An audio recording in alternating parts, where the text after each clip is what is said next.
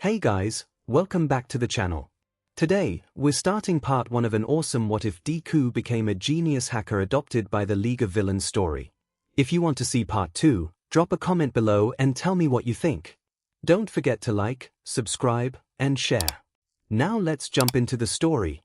Midoriya Izuku can admit that he had a lot of time on his hands. It helps when his mother was far too interested in staying as far away as possible from him and that his dad just didn't care. No, that wasn't an exaggeration. He set off for a fantastic new job opportunity the second he found out his quirk status. Izuku doubts that, if asked, the man could even tell someone how old his son is now. He probably tells them he doesn't even have children with a sarcastic laugh that he hopes isn't too fake to be seen through. That's just fine with Izuku. More time means more planning. And he has quite the plan in store. See, it's a plan he concocted at the ripe age of 9. When his mother called for the 12th time in a row to say, in a very monotone voice, that she wasn't able to come home. Due to another triple shift, she had said. So it began, a carefully concocted plan full of anger and betrayal and hurt. Step 1 of his plan was to gather a bunch of materials to enact his plan. These materials included library books and various article printouts of how to. The topic of those books and how-tos. Hacking. He pores over the written words of how to get into the digital world. A week before his 10th birthday, he finally feels like he's ready. The very first thing he had ever hacked was his mother's computer. Well, it wasn't really hers anymore. If you never use it, does it really belong to you? Besides, it was always referred to as the home computer anyway. The point being, he was always told that he wasn't allowed to use the computer without her permission. When he was a younger child, that was no big deal. She was just doing it to protect him and make sure the sites he was on were safe for kids his age.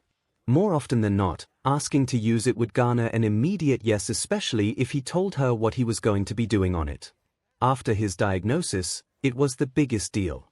He wasn't allowed to use the computer anymore for anything even though his mother wasn't home half the time anyway. He wasn't able to use it even for slight bits of research for his homework or projects. He was always told that he needed to go to the library or use the school's computer lab to get that stuff. It doesn't make sense to clog up the home computer for such useless things anyway, his mother would say with a wave of her hand. He knows she's talking about him and not what he was going to search up. He hates her for that.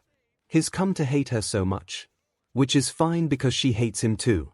It takes him a solid 2 hours and 45 minutes and he nearly tears his hair out in frustration, but, eventually, he breaks the password on the computer. The swoop of pure satisfaction that fills him is almost blissful. He takes another 3 hours refitting the computer with a new password, one that only he knows and his mother will never be able to figure out, and getting a coding and programming software setup that's not too overly complex for him. He was 9 and just starting out, give him a break. He didn't go for too simple either. Just enough complexity to give him a challenge. After that, for a while he just explored the new territory that spanned in front of him. An odd thing to say perhaps.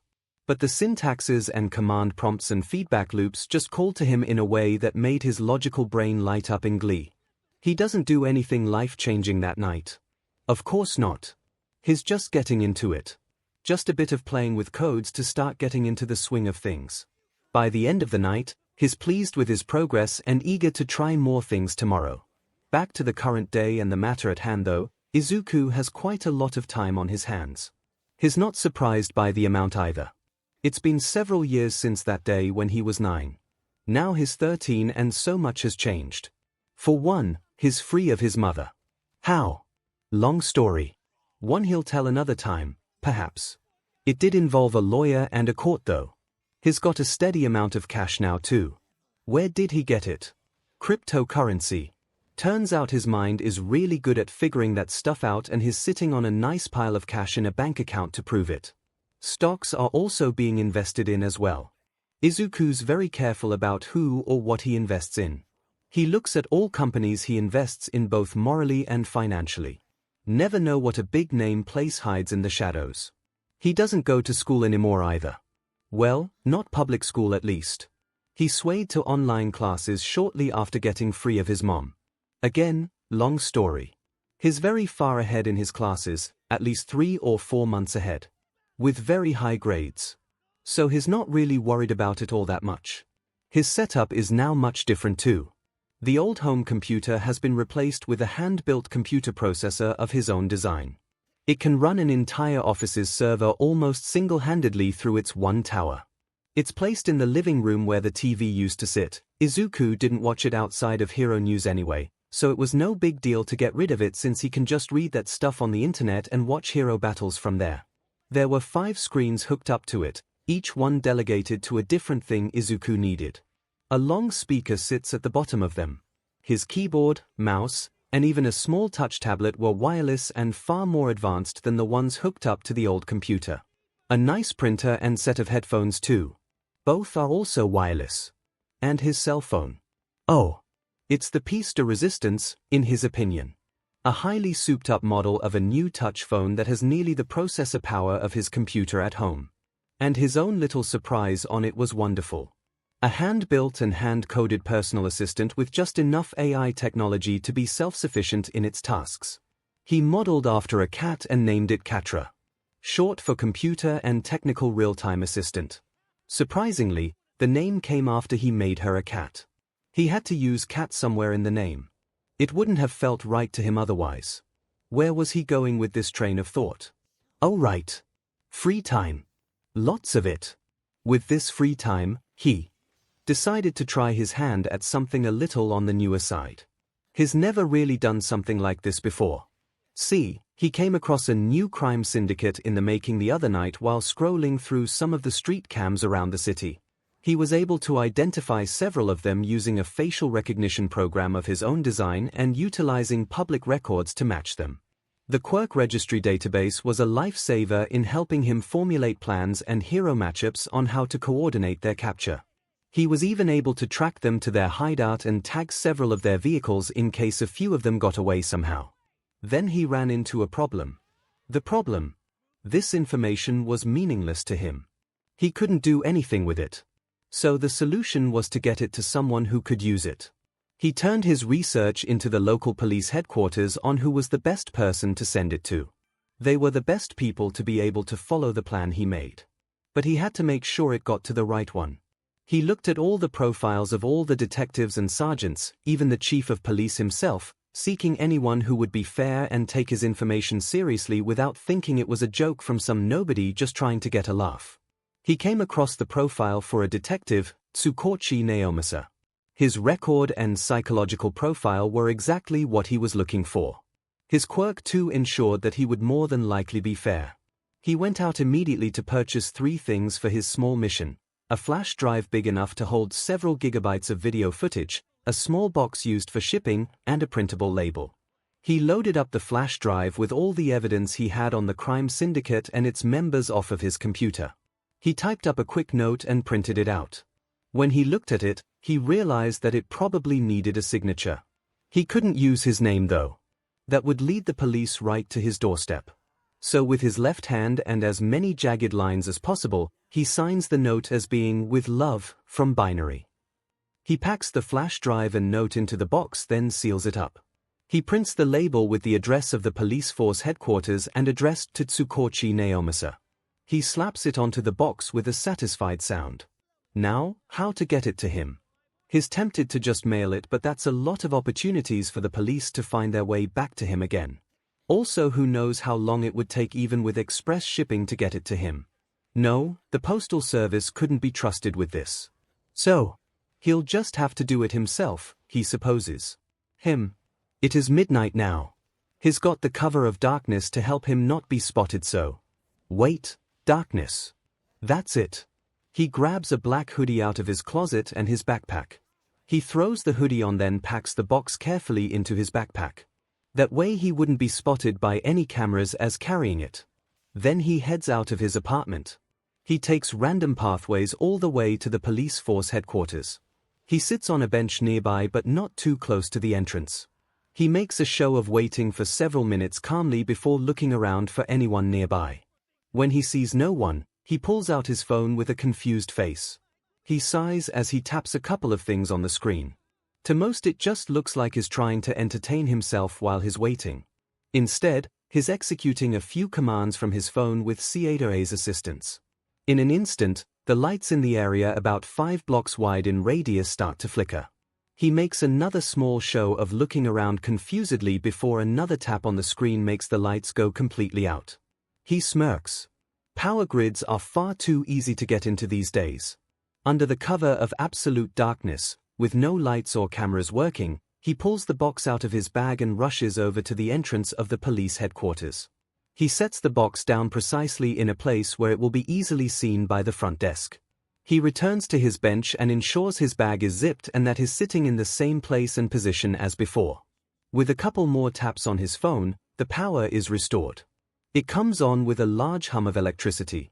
Izuku makes another show of looking around at the return of the lights. He waits patiently, watching the entrance of the police headquarters out of the corner of his eye. Eventually, a small mousy-looking woman, quite literally, she had a mouse mutant quirk, steps out to look at the box in confusion. He gives it a few seconds so it won't be obvious before creating a false incoming call to his phone. He puts it up to his ear, talking in a normal-sounding voice, "Mom, where are you? I've been waiting in front of the police station like you said I should, but the power just went out and it was really creepy. Are you close?" The woman glances over at him as he bounces his leg in nerves. He grimaces, "What do you mean you can't pick me up now? You said you would. Gymnastics class ended over 20 minutes ago." No, I guess I can walk home, but, yeah, I know. Love you too, Mom. See you later tonight." He stands up and slings his, now empty, backpack over his shoulder with a deeply exaggerated sigh of annoyance. He fakes tensing up at seeing the woman. She's watching him with an expression on her face that can only be sympathy. He thinks of the most embarrassing thought he can that forces a blush onto his face while scuffing his foot. He gives a small bow to the woman as an apology. She just waves, calling out to him to have a good night and to be careful on his way home. He mumbles out a thank you to her just loud enough for her to hear and takes off down the street in a rush. Hopefully he looks like a frightened and embarrassed kid just trying to get home quickly and not a suspect trying to run away from a crime scene. When he's a good distance away from the station, he smirks. Perfect. That went exactly how he planned it. He'll have to figure out an alternate solution in the future though. He doubts he'll be able to pull this stunt off again if he finds any more pertinent information to pass along to the detective. Maybe he can find an email address. Emails are much safer, honestly. Aizawa Shouter is having an average patrol night. Nothing too out of the ordinary has happened so far. He honestly thinks it's going to go smoothly enough that he'll be able to leave on time. Which is why he knows he jinxed himself when he walks into the police headquarters and Tsukochi comes rushing up to him. That usually means a case, but the amount of urgency lining the man's face is certainly concerning. "We may have a problem," is the first thing the detective says to him when he approaches. "Oh hell. Can't he have just one night?" He sighs out deeply through his nose but obediently follows Tsukochi to his office without complaint. As soon as the door closes, he asks, "What's going on? Has something happened?" The detective walks over to sit at his desk, a box sitting open on top of it.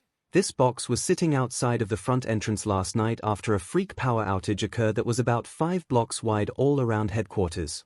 The secretary on duty thought that maybe it had just been dropped by the postal service and kicked into the open by someone passing by in the sudden darkness, so she brought it in. "It was addressed to me." "Okay, and?" he prompts. The contents were somewhat shocking. Tsukochi holds out a piece of paper. He takes it and looks at the contents on it.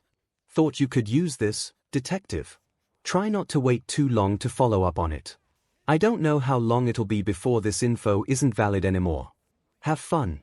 With love, from Binary. Who's Binary?" he asks. "Don't know. Never had any contact with them before this. That's not what concerns us. Concerns me, though." He turns to his computer and types at the keys on the keyboard. He also clicks on something before continuing. In the box along with the note was a flash drive. The content in the drive was especially interesting to us. The underground hero raises an eyebrow as Tsukochi motions him around the desk. Aizawa rounds the desk, leaning against the top of it with one hand to look at the screen of the detective's computer. His eyes slowly widened at the contents, Is that dash the Yamaguchi brothers and their new syndicate? Yep. One of our tech guys verified that the videos and photos are legit and the flash drive it came on wasn't bugged or filled with viruses. It contains their hideout location with visible landmarks around plus coordinates, some photos of some of the crimes they've recently committed, and even photos of their cars' license plates along with who owns them. There's also a list of identities and known quirks amongst the group as well as the best heroes to bring to apprehend them. This binary managed to solve one of our highest profile cases in the course of a night as well as put together a practically foolproof plan to apprehend them. And all of it is legit. Every single piece. Nothing's been tampered with at all. When the detective hums an affirmative, Aizawa furrows his brows. Well, that's too convenient. Anyone spotted after the box was left? Nope. Just some kid waiting for his mom to pick him up after gymnastics class apparently. Secretary on duty said she felt bad for him because apparently his mom couldn't come get him and he had to walk alone in the dark. Said he was pretty freaked out about it but got embarrassed when he noticed her. Also, Tsukochi reaches over and grabs something off his desk. He passes it to Aizawa. We did a bit of digging and found that the power outage that occurred. It was planned. Something pinged in the system at the same time that the power went out. It was gone by the time the power was back on. Sounds like a hacker then. So, whoever binary is, they found out information on one of our most dangerous criminal groups, planned, however large wide 5 blocks is on either side of the station, power outage, and then, under the cover of that darkness, placed down a box of sensitive information addressed to you specifically so that the police would get it. He reads over the report from the power company, noting that the foreign intrusion on the power grid was only there long enough to spot it but not track or trace. Binary wasn't just good at what they did, they were phenomenal at it. Probably had years of practice under their belt. Tsukochi nods, seems like it. Can't confirm if it's a hacker with a quirk for it though. Could possibly be someone with an intelligence one that picked up hacking as a form of entertainment for themselves. Can't confirm anything at all until we can find an identity for them, right? Correct.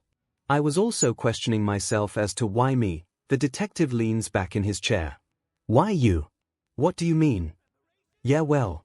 Why address the box to me? Was there a reason? Is it random? Should we expect the MO of them to be that they'll always contact me somehow? Either via a box or otherwise? Or will it go to anyone in the station? Tsukochi questions. And what other information will they be sending? Will it all be major crime group info like this or will info on petty crimes or even info on a list villains come through as well? Aizawa adds, puzzle pieces appearing in his mind but none of them lining up with each other. Tsukochi grins up at him. See, this is why I wanted to consult you and ask if you wanted this case. Do you want it by the way? Aizawa sighs as if being put out. Yeah, I'll take it. I'm sure I can find out who they are eventually. Maybe get a meeting with them and talk them out of their hacker ways. Thanks, Eraser. The grin then drops from his face into a frown. What about what we do when we find who this is? Don't know. Offer them a job as a tech analyst for the police. Aizawa gestures to the monitor with his hand. This is good info, after all. Especially for a freelance hacker. Ha ha. The false laugh is accompanied by a deadpan stare. Tsukochi sighs deeply before shrugging. Guess we'll just have to wait and figure it out when we catch them. I don't think a job will be an option though. I don't know if jail time would be either though. Maybe just a fine for hacking into the power grid and traffic cameras. Oh well, I'd better get started on the Yamaguchi brothers' arrest plan. Tsukochi turns back to his desk, picking up his phone to start coordinating the necessary heroes for the Yamaguchi brothers case. Aizawa mentally catalogues all of the evidence about binary that they've already collected. He'll get a physical copy anyway, but it's good to commit it to memory in case he needs to recall it at any point while he's investigating. He moves his gaze down to the note in his hand and he glares at binary's name. They better watch out because Aizawa's about to start hunting them down. Izuku lets out a snort as he comes awake suddenly, shooting up from where he was slouched against the coffee table. Goosebumps ripple all along his body. What the F? He mutters to himself, looking around for any kind of danger. His brows furrowed as he didn't see anything immediately around him that was wrong. Am I missing something? Did I forget to do something? Did I forget to do my English essay that's due tomorrow? He looks down and thinks. Then pouts to himself, no wait. I did it back when it was first assigned at the beginning of the year. I even went 3 pages over the required limit. He shrugs dismissively after thinking about it a bit more, what the hell ever. I'm going to actual bed this time. He stands up, grabbing his phone. Katra, get the lights please, he calls out in a yawn as he slinks into his room.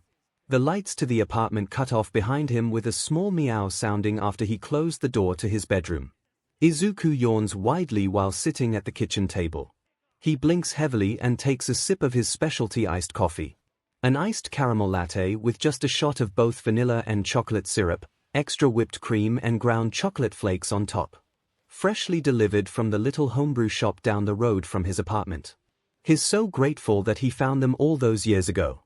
There had been many times where it would have seemed impossible to function without the sweet cup of nirvana in his hands. With the owner of the shop also knowing his favorite order by heart too, mornings were nothing but bliss for him now. A loud ping from his phone causes him to jump a bit. He glances at it to see the screen light up and a green graphic avatar of a cat appear. Oh, it's just Katra. He supposes he should explain her purpose a bit more. Izuku developed Katra to help him with menial hacking tasks as well as keeping up with things like schedules, alarms, or lists of tasks he needs to do, since he had a tendency to get scared into things and forget about the outside world. He gave her a bit of AI tech to ensure she could communicate with him about anything he asks her to do. And he was also kind of lonely, so it's nice that she can talk to him on a more menial level as well. She can also move between his phone and his computer setup. Depending on what is asked her to do at any given time, she may need the extra resources of his computer setup versus just his phone. She's actually basically been hot-wired into every electronic device in the apartment and has functionality over all of them. Which is also why she can turn on and off the lights. She can also use items like the microwaves and oven, even the toaster, if he forgets to turn them on or off. He made her a cat because he likes cats. Does he need a reason other than that? Izuku-kun. She calls in a sweet, feminine voice. Good morning, Katra, he mumbles to her, taking another sip of his coffee through his silly straw. What? Silly straws are fun. That's why they are silly.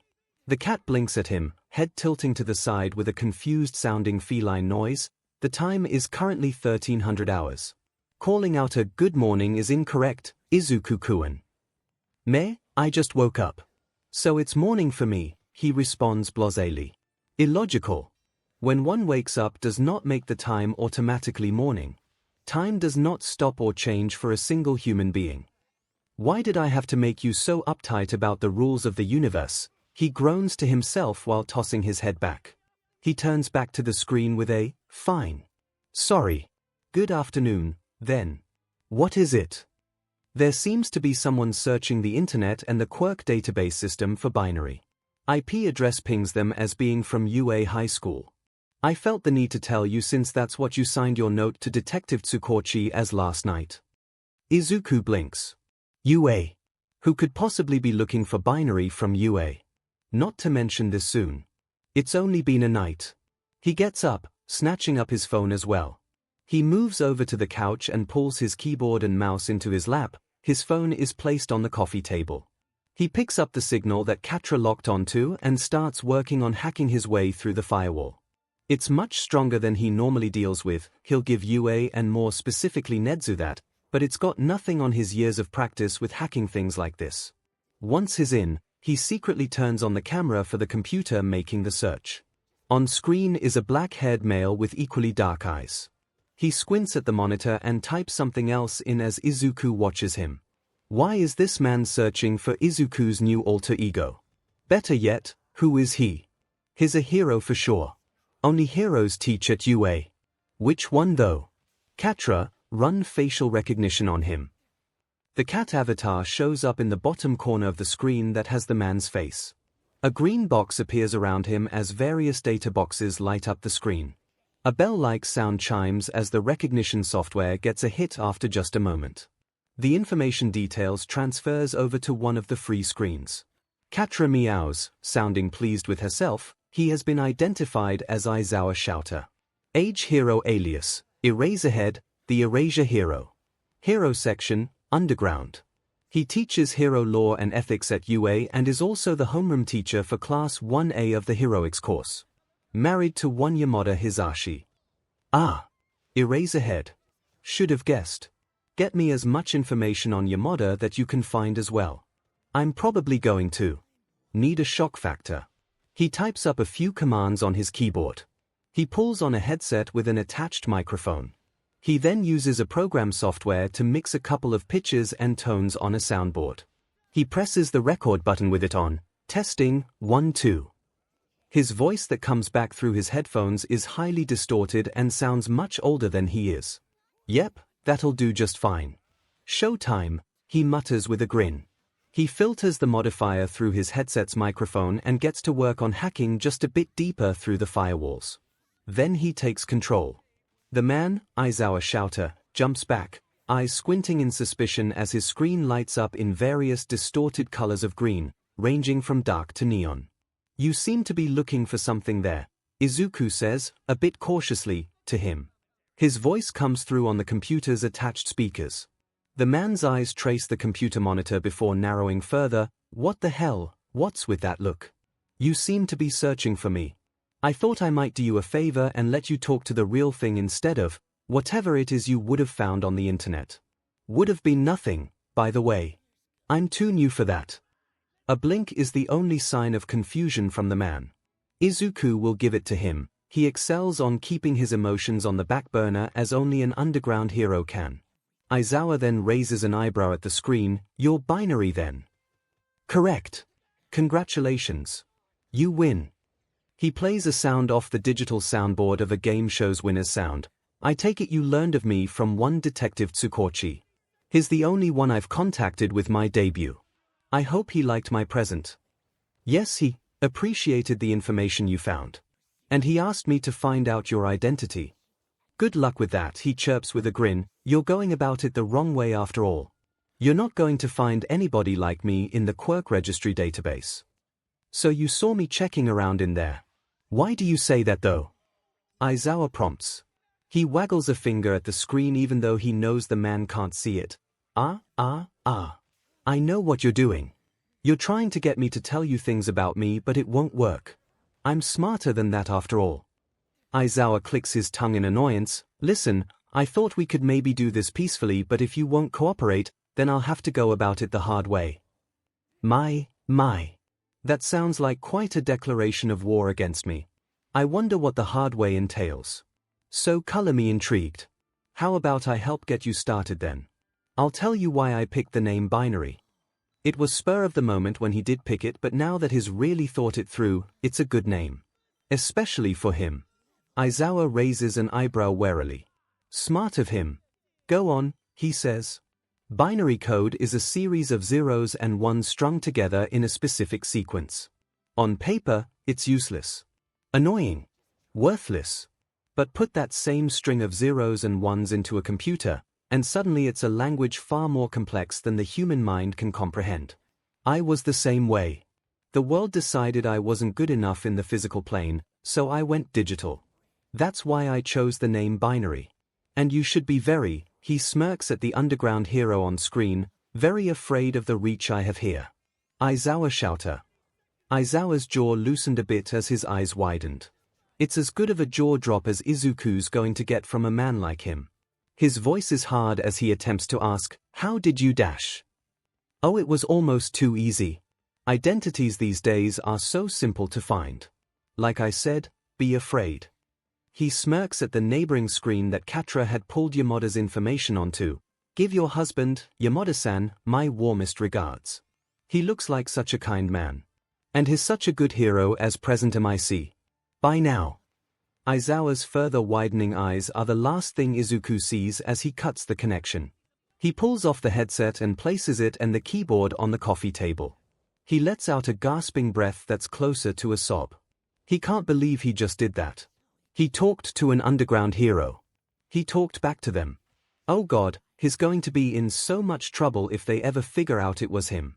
Izuku-kun. You are upset. What's wrong? Catra asks him. I'm going to be in so much trouble. He moves his hands up to grasp his hair tightly. Oh God, does talking back to a hero make me a bad person? I already know hacking their information and the information of their loved ones does. But does this make it worse? Please calm yourself, Izuku-kun. Aizawa-san cannot trace our signal, not even Nezu-san can. He made an attempt to, but I ensured that he failed. No one shall know you are binary without you approving it first. The algorithmic cat's tail sways as she attempts to settle his nerves. Right. It's fine. Everything's fine. I need to be more logical about this. He takes a deep breath in and lets it out slowly. Nervously, he asks, seriously though, can extra years be added on to a jail sentence for back-talking a hero? He expects Catra to tell him that continuing to worry over it is illogical like she did with him saying good morning in the afternoon. Instead, Catra just blinks before reporting to him, there are no known or documented instances of jail time being increased due to back-talking to a hero. It makes him laugh oddly. Catra probably figured out that was the best way to quell his worries. She's much more intelligent than she seems, after all. He programmed her to be that way with the added plus of constantly learning from the things around her. He gives Catra his thanks before moving back to the kitchen to finish his coffee. He also needs to go find something for breakfast too. He has Catra add to his list of things to do that he needs to place a bit of a bug on Aizawa Shouter's phone. Can't be too careful now that someone's trying to find his trail. It's a sentiment that he would happily reiterate louder if he knew that the man was still staring at his now black-screened monitor with a mixture of anger and something akin to fear. Izuku doesn't go outside often. Not really. People of the outside world aren't kind to people like him. But he's not a shut-in. He does still leave the house when he has to and has no qualms or fears about it. Today is one of those days. He needed a new SD card for some of his hacking projects. He's whistling as he's on his way back from the tech hardware store in his neighborhood with the new SD card in his pocket when Catra pings him. He pulls a wireless earbud out of his pocket to slip into his ear. What is it? He asks. There seems to be an altercation occurring nearby, she responds, her voice coming out of the earbud. That's not a surprise. Catra has a secondary function of hacking the street cameras around him when he's on the move to see if there's any danger in the direction he's headed. What kind of altercation? Heroes? Gang fight? If so, he'll need to find an alternate path to make sure not to draw attention to himself. It's just after school and he's not wearing any kind of school uniform. He'd rather not have any questions directed at himself. No. It seems to be between several students from Nabu Middle School. It seems 3 are ganging up on a single classmate. They are beating him. Oh. That's not good. He pulls up the cameras around the area with a bit of hacking. Sure enough, in a nearby alleyway, 3 students wearing Nabu Middle School uniforms are wailing on another student. The poor thing just cowers against the wall while covering their head as their classmates laugh and hit them. Can you get me facial recognition on them? He says as he sways over to the actual camera app on his phone, switching to the video recorder as soon as it's open. One moment. I have recognition of the 3 assailants, but I cannot catch the victim's face to get recognition. Assailants have been identified as Ide Akihiko, Saiki Kid, and Ishikawa Kazuki. All are in their 3rd year at Nabu. Gotcha. Back up yourself, and this video I'm about to start recording to storage. Just in case my phone gets broken in retaliation. Catra nods, understood. I will also continue to attempt to get facial recognition for the victim. He rushes into the alley, starting to record. He stays quiet for a moment, just getting a nice recording of these 3 boys beating on the poor student. When he's got a good minute of endless assault recorded, he stops it and shouts, "Hey! What the hell do you guys think you're doing?" All 3 boys jump at the sound of his voice. They turn to him and stare with wide eyes. Eventually, the apparent ringleader of the group grins at him sheepishly, "Hey man. Don't worry. We're just doing the world a favor and keeping this villain from committing any crimes." The distaste in the other kid's voice makes Izuku's lip curl up in a sneer, "Villain." He scoffs, "Last time I knew, villains obviously don't wear middle school uniforms. Nor are they committing a crime by sitting fearfully in an alleyway while people beat them up. Two of the boys flinch at the sass he gives back. The ringleader scowls, obviously he's a villain. Look, you don't know him. But we do. He is a villain. We go to school with him. It's his quirk. Brainwashing. He's destined to grow up to be a villain because he can control your mind. Really, he says in a fake nice voice. He then hums out a long sound. That's weird. Because the last time I was aware, your quirk doesn't automatically make you into either a hero or a villain. It was your actions that caused you to be a hero or a villain. You're acting more like a villain than he is after all. In fact, I think that the only reason that he would even become a villain, his stare becomes harsh, is because of people. Like you. The ringleader is shocked at his words. Izuku sees out of the corner of his eye that the victim has peeked out of the safety of his arms up at him. It's a bright splash of lavender hair and a violet-colored eye. What he can see of his arms and face are mottled with bruises. That won't fly, not for Izuku. He's going to ruin these bullies. The ringleader's friend comes up and places a hand on his shoulder. Hey kid, maybe we should just go. Psyche kid, apparently, shrugs his friend's hand off of him, stupidly, in Izuku's opinion, to scoff, like hell man. This guy doesn't know what he's talking about. I'm going to be a hero after all. Heroes stop villains. Even ones in the making. A hero in the making here. He plays the video recording and turns it so the boys can see it. Would heroes or the police agree that this is a future hero in the making? What about your hero school of choice, him? Do you think they would accept someone who does things like this? All the boys watched with wide eyes as they mercilessly beat on the other boy, faces smirking tauntingly as the clear victim of assault cowered helplessly against the wall. He stops the video but keeps his phone visible as a warning. Now, here's what's going to happen. You three are going to turn around to him, apologize to him for both beating him up as you did and calling him a villain, then you are going to run home to your mommies and daddies, not mess with him anymore, and pray that I don't make good on my threat of releasing this video. Got it? The three nodded in understanding. They then turned and bowed to the other boy, apologizing to him. Then they ran off with Izuku watching them with harsh eyes the whole way. He smugly puts his phone back into his pocket. Job well done. He then steps over to the boy and crouches down next to him. The poor guy flinches away from him, as if expecting Izuku to hurt him as well. His face doesn't fully come out of his arms and knees either. It's okay, Izuku says to him softly, I promise they won't bother you again. I'm sorry I didn't get here quicker. Maybe I could have stopped most of the damage if I had gotten here faster. It's quiet as they stare at each other. The other boy slowly raises his hand in a dismissive wave. Izuku tilts his head, worried that maybe they damaged his throat. What's wrong? Did they injure your throat? Is that why you can't talk? A slow headshake is his response. Still no words though. Izuku waits, hoping that he'll explain if he's patient. His eyes meet and dart away from his own a few times. Then his shoulders untense minutely and he sits up fully. Izuku inhales sharply as he finally sees why he can't talk. A muzzle.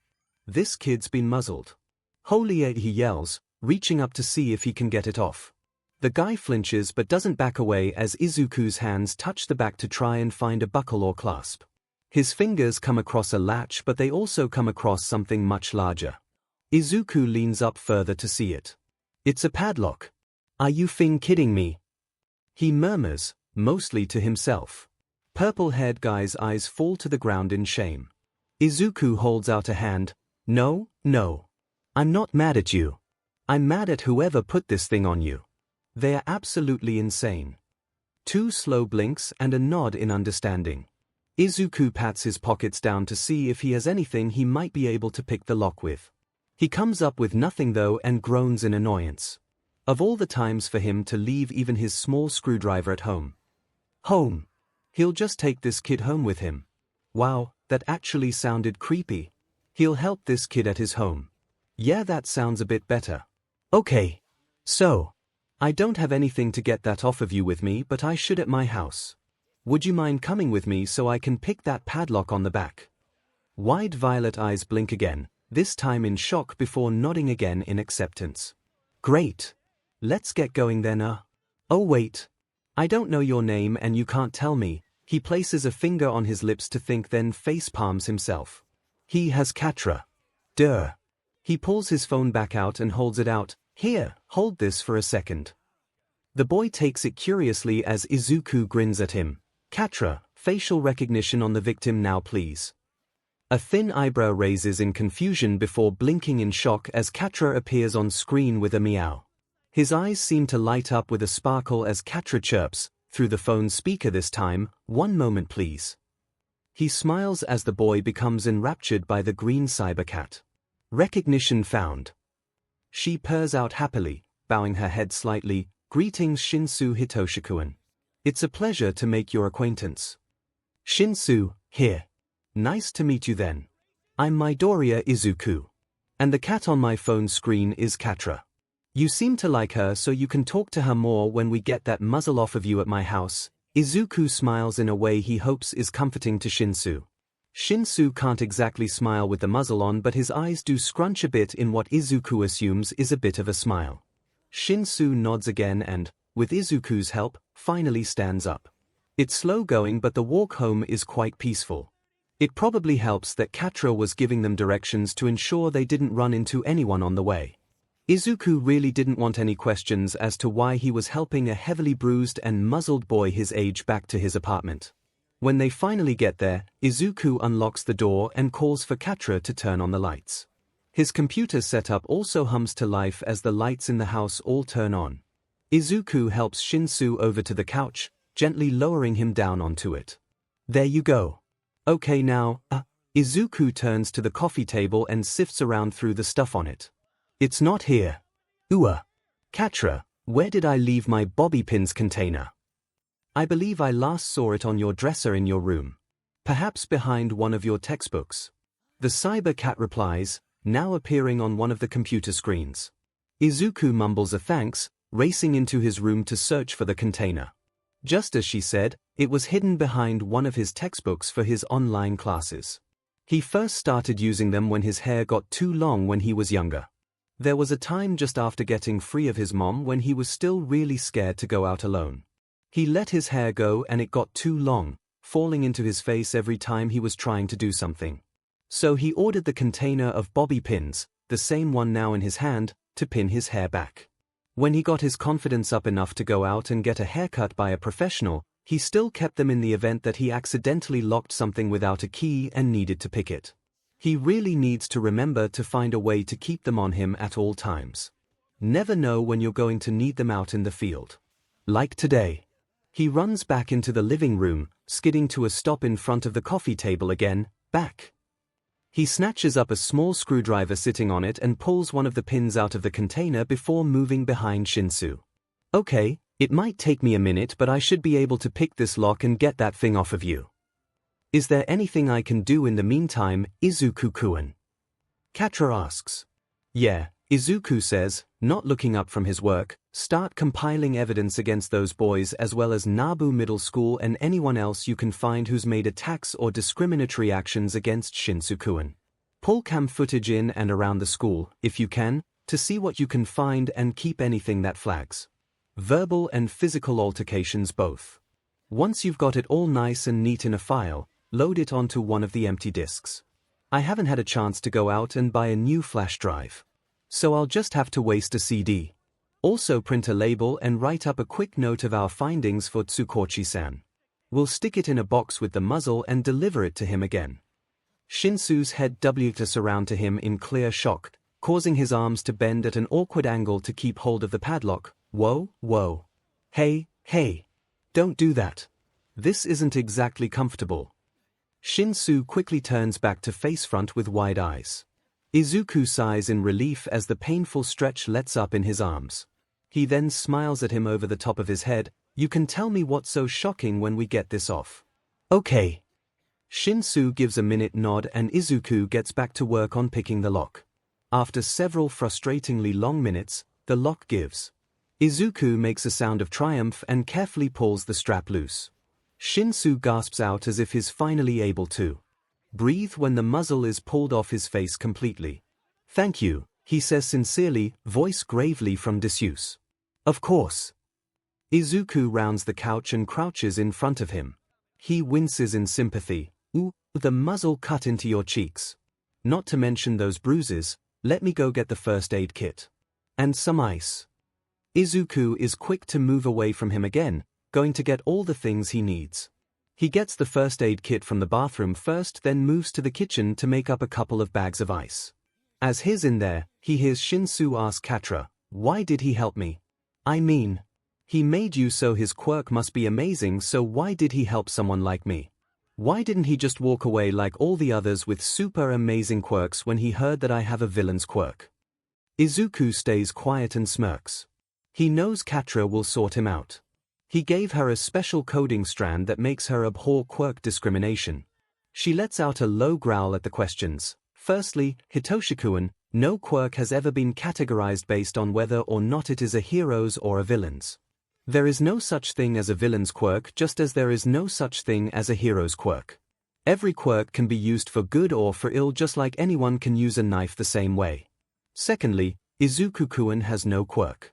Because of how he's been treated just for having an extra bone in the smallest toe on his foot, he absolutely does not tolerate anyone treating someone differently based on the quirk that they do or don't have. Izuku chooses that moment to rejoin then. She's right, you know. No one should hate you based on what kind of quirk you have. I mean, at least they have one at all. You wouldn't believe the kind of stuff I had to put up with sometimes from the school, teachers and students both. But you don't anymore? Shinsu asks, confused. Nope. I started online school a few years ago. Izuku grins then shrugs, it's better for me anyway. Regular school didn't give me the freedom to work at my own pace, which I desperately needed in order to strive. Really quick, I'm also going to take a picture of your injuries as they are right now. Just to let you know. Izuku quickly pulls out his phone and snaps a picture of Hitoshi's face and arms to note the injuries. Then he places one of the bags of ice on his heavily bruised wrist before pulling out a cotton ball and some antiseptic. That sounds nice, Shinsu says quietly, wincing when Izuku dabs as carefully as possible at one of the cuts on his cheek. Your parents must be amazingly supportive. Oh, I don't have those anymore either. Shinsu makes a noise of confusion. Izuku gently applies a bandage to one of his cheeks, answering him with, parents. I don't have parents anymore. What? Then who do you live here with?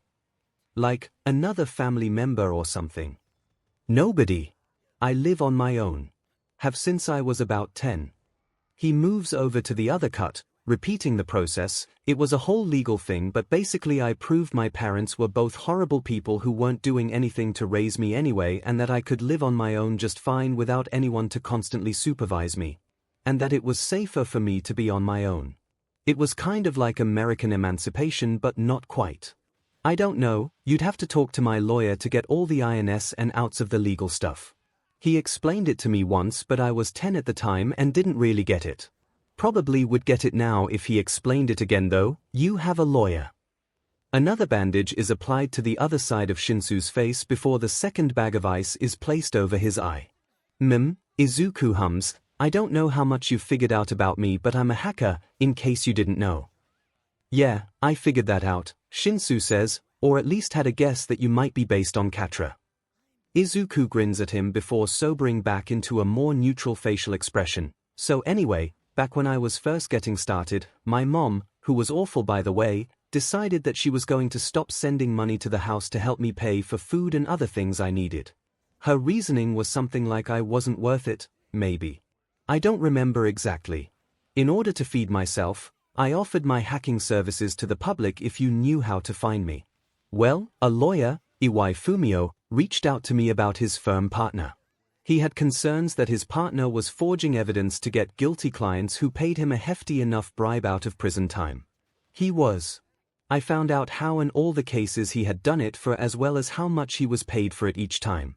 Iwai-san brought it to public light and the guy went to prison for it, with all assets from their shared firm now solely in Iwai-san's name. He insisted we meet in person so he could thank me and deliver my pay to me.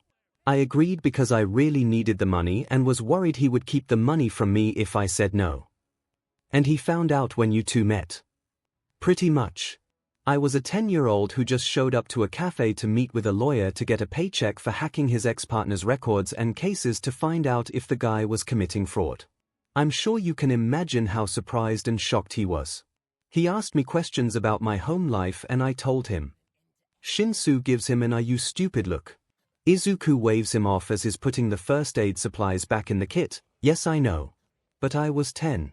It seemed like a good idea at the time for a 10-year-old me. And it turned out it was.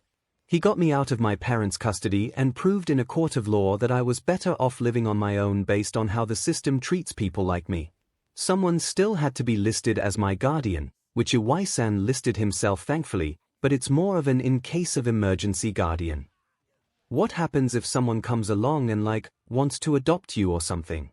And it is a really good fit for you. An odd question from Shinsu, but Izuku's heard weirder. I mean, yeah, I guess they could. Izuku shrugs. He takes a moment to snap another quick set of photos of Shinsu's now treated injuries. There's nothing saying that if someone suited to raise me the rest of the way to adulthood came along that I couldn't be adopted by them. I think I'd have to talk to 𝐻𝐻𝐼 to know for sure. Now you though. Me. Shinsu points to himself. Yes, you. There's too many questions that I have to ask. Especially if I'm taking all this to the police. You're actually going to the police with it? I thought you told those assholes that you wouldn't tell on them if they apologized to me and left me alone. No. I was always going to the police with it. I just said that to make them listen to me and let them think they had a chance. Anyways. The muzzle. Where did it come from? Shinsu stays quiet, eyes downturned. Izuku waits patiently for him to pick the conversation back up, knowing it might take him a little bit of time to get his thoughts in order. Shinsu's voice is quiet when he finally does speak. The school puts it on me. They think my quirk is a villain's quirk too, so they make me wear it during school hours. Less chance of me taking control of people that way. And your parents? What do they think of this? Shinsu chuckles, but it's bitter. Foster parents actually, they're the ones that supply the school with them. Anytime it breaks, they buy a new one to donate to the school. They have one at home too. In case I get too aggressive towards them. My social worker doesn't care either. She thanked my foster parents for coming up with the idea and said that if they ever gave me up she would start supplying them to all my new homes. Less of a risk that way, she said. Izuku takes a deep breath to stave off the overwhelming rage he's feeling. I hate people, I swear. Katra, ignore everything I said about the label for a box. We'll have 𝐻𝐻𝐼 take everything since it's clear we'll have to get him involved. Okay. So, I'm going to have you record everything, and I mean everything, you've gone through on a sheet of paper, in writing. And we'll send that in too along with the video evidence. But there's also no way in hell that I'm letting you go back to that foster home, so, Izuku thinks for a moment before lighting up with a bright smile, so you'll just stay here. Stay here? Yeah. With me. The apartment has 2 rooms after all. Oh, but the second room doesn't have any furniture in it right now, so I'll have to order some. But we can make it your room. Shinsu blinks. You would? Want me here with you?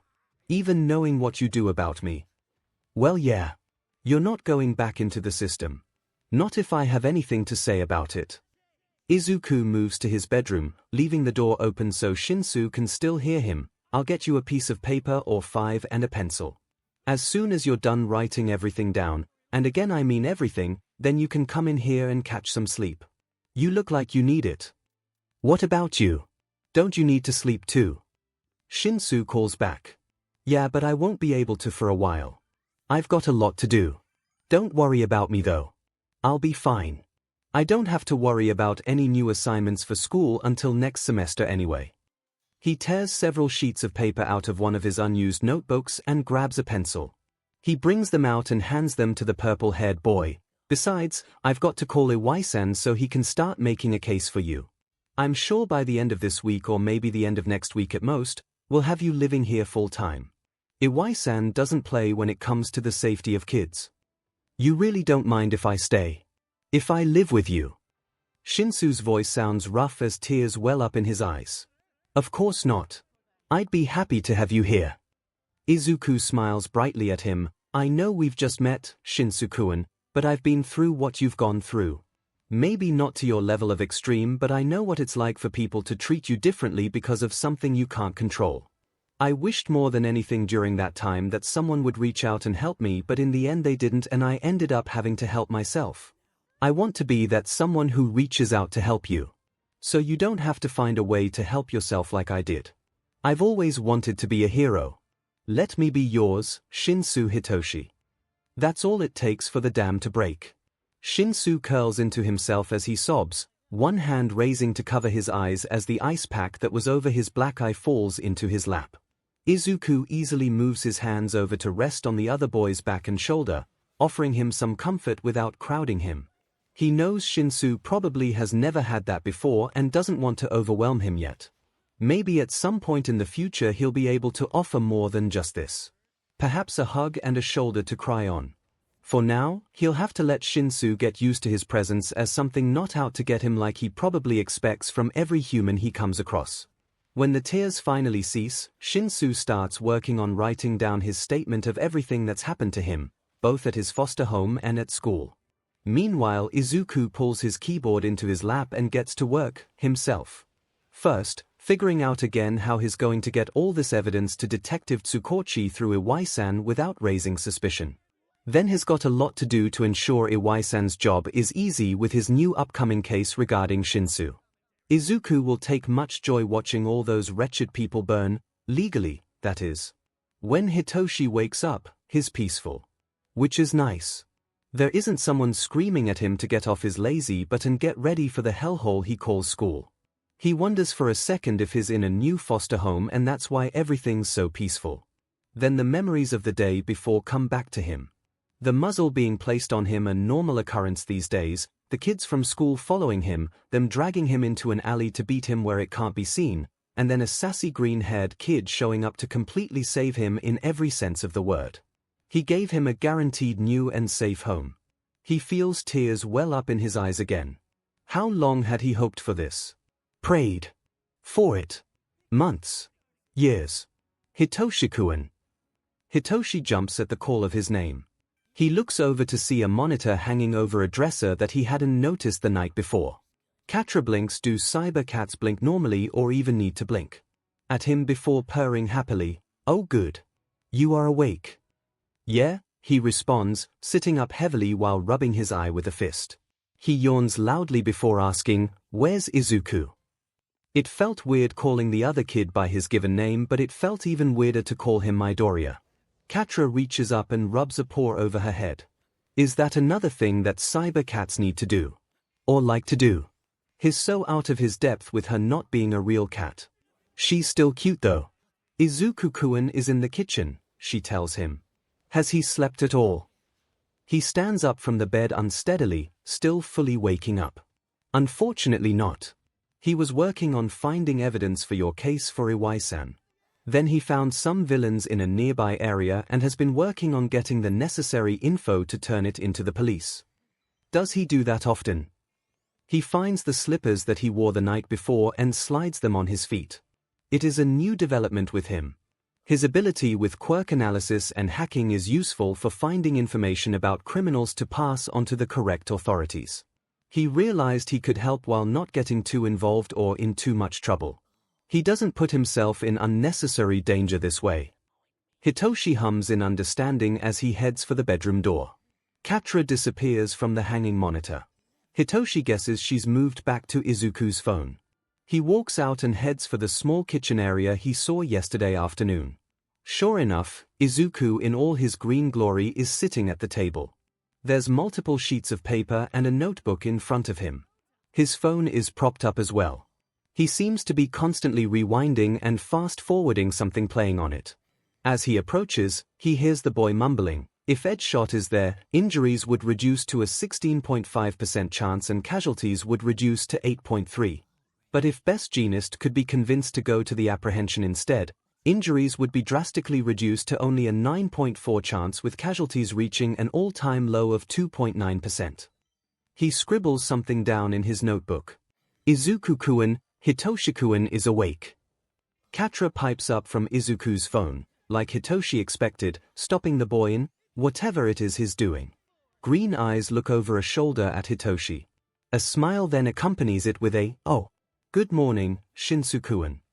He's about to respond when Katra beats him to it. That's illogical again, Izuku-kun. The time is now 13:09.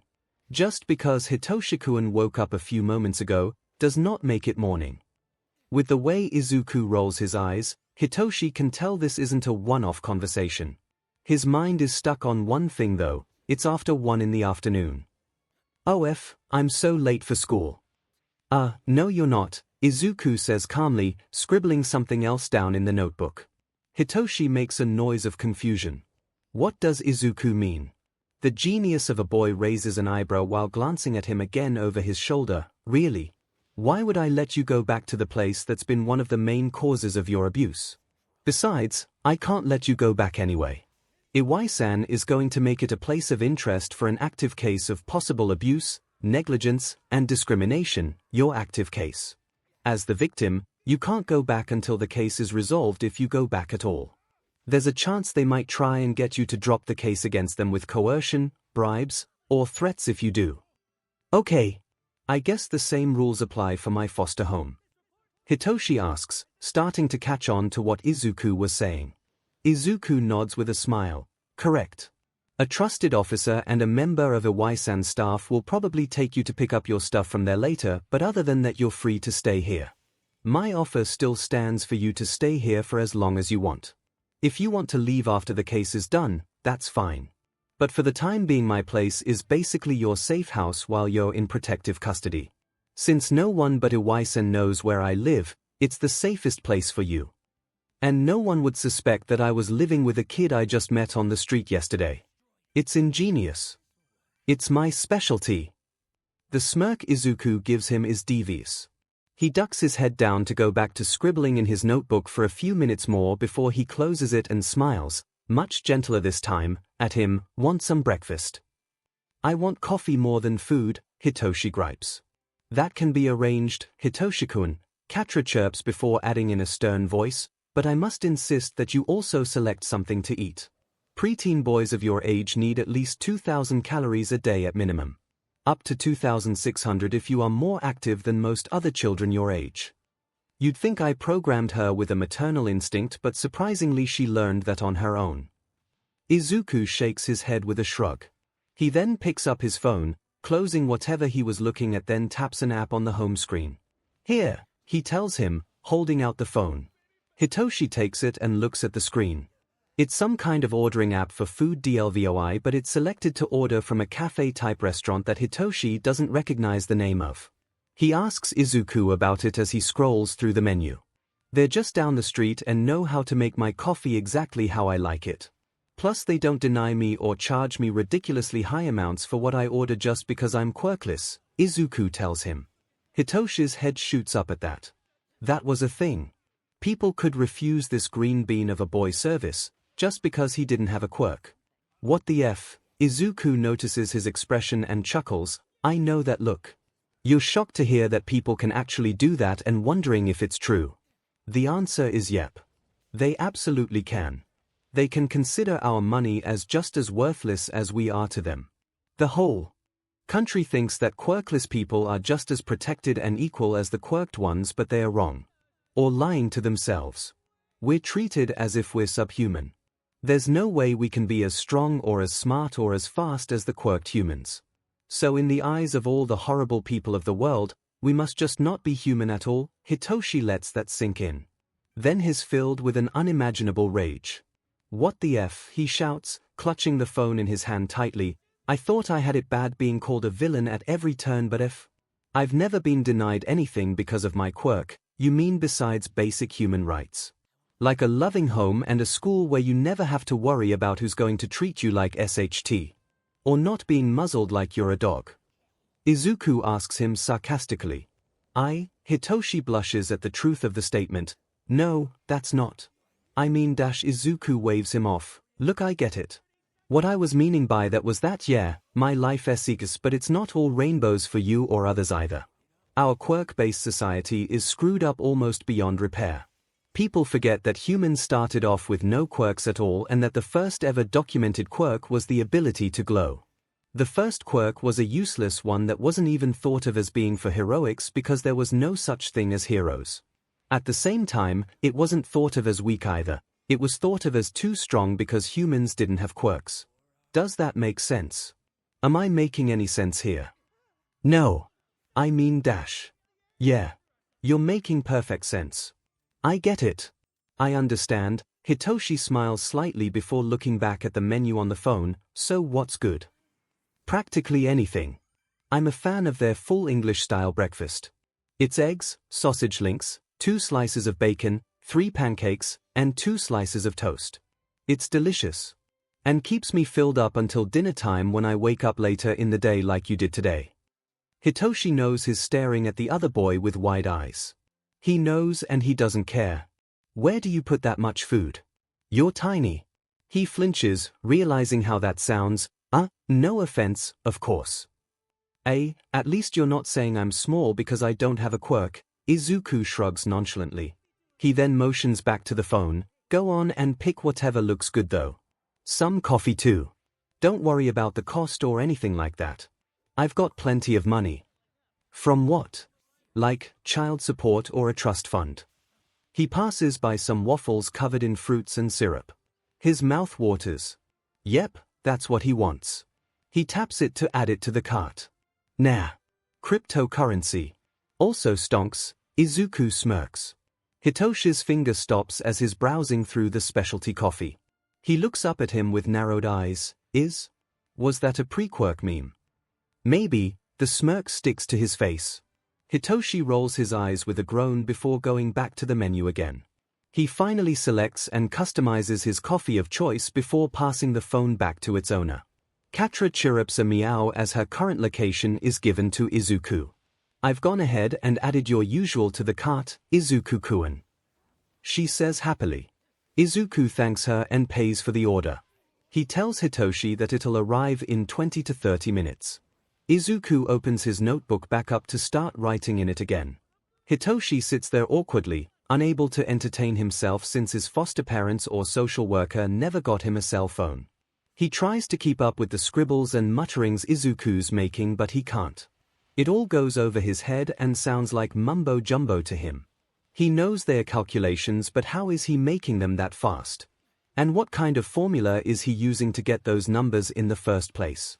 Izuku must notice his struggle because he smiles softly and closes the notebook again. Come on. I can do this in the living room, he says, picking up the notebook and cell phone before standing up. He heads out of the kitchen with Hitoshi scrambling to follow him. When they arrive, they both take a seat on the couch. Izuku leans over, picking up a tray with a keyboard and mouse on it, then hands it to Hitoshi. Hitoshi holds it securely as if it was a child he's afraid to drop. He is quite afraid to drop this. It kind of is like Izuku's child, after all. Izuku leans back into the arm of the sofa, opening his notebook on his knees and calling out, Katra, bring up a streaming service so Shinsuke-kun can find something to watch. Alert us when the food has arrived too, please. Certainly. The 5 monitors in front of them come to life. The largest one, that looks more like a TV than a computer monitor, pulls up a popular streaming service. Hitoshi relaxes back a bit and starts sifting through the options with the mouse and keyboard.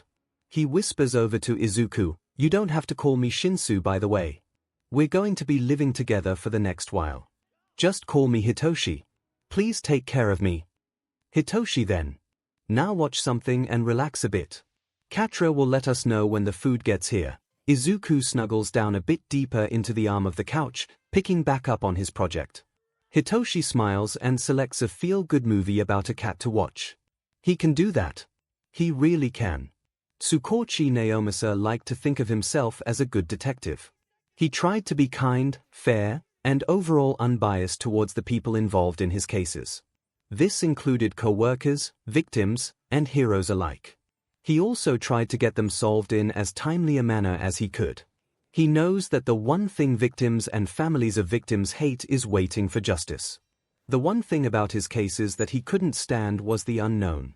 He hated coming across cases he couldn't solve or evidence pieces that didn't fit. Suspects that were completely out of the blue or lying witnesses trying to save themselves or their friends. So naturally he had quite the dislike for Binary. Now, Binary behind the screen could be a perfectly kind individual. But someone who hides so deeply behind a false identity also hides many secrets. 𝐒𝐭𝐚𝐲 hates secrets with a passion. Not to mention 𝐼𝐳𝐻's report of speaking with their elusive hacker. They hacked into 𝐼𝐳𝐻's computer at 𝐒𝐬𝐽. How did Nezu not even catch it? To speak with the man, and what the Erasure hero told him left him a bit on the shaken side. Binary knew things about 𝐼𝐳𝐻 that weren't public knowledge. His name being the biggest one. Since he was underground, his name isn't public and shouldn't be known by the general populace. Yet Binary found it faster than anyone has ever seen. Not only that, but they figured out that the man was married to present MIC. That's one of the biggest kept secrets of the police force. Hell, not even other heroes really know that they are married without 𝐼𝐳𝐻 and Yamada approving of them knowing. Where did they find that information? It just doesn't make sense. He puts that aside for now and heads out of his office. One of his lawyer contacts set up a meeting for him this morning, and he'd really like a break from the Binary case anyway. He approaches the front desk to where a tall and lean man with two-toned black and blonde hair was waiting.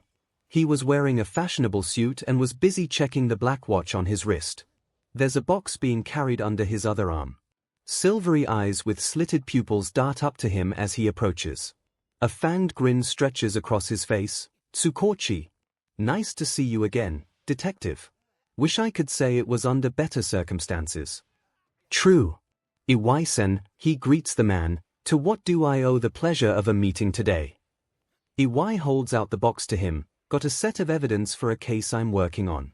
Child abuse and neglect from a set of foster parents and a middle school. They claim it's because the kids got a villain's quirk. I call bullshit and think they just don't care as a whole.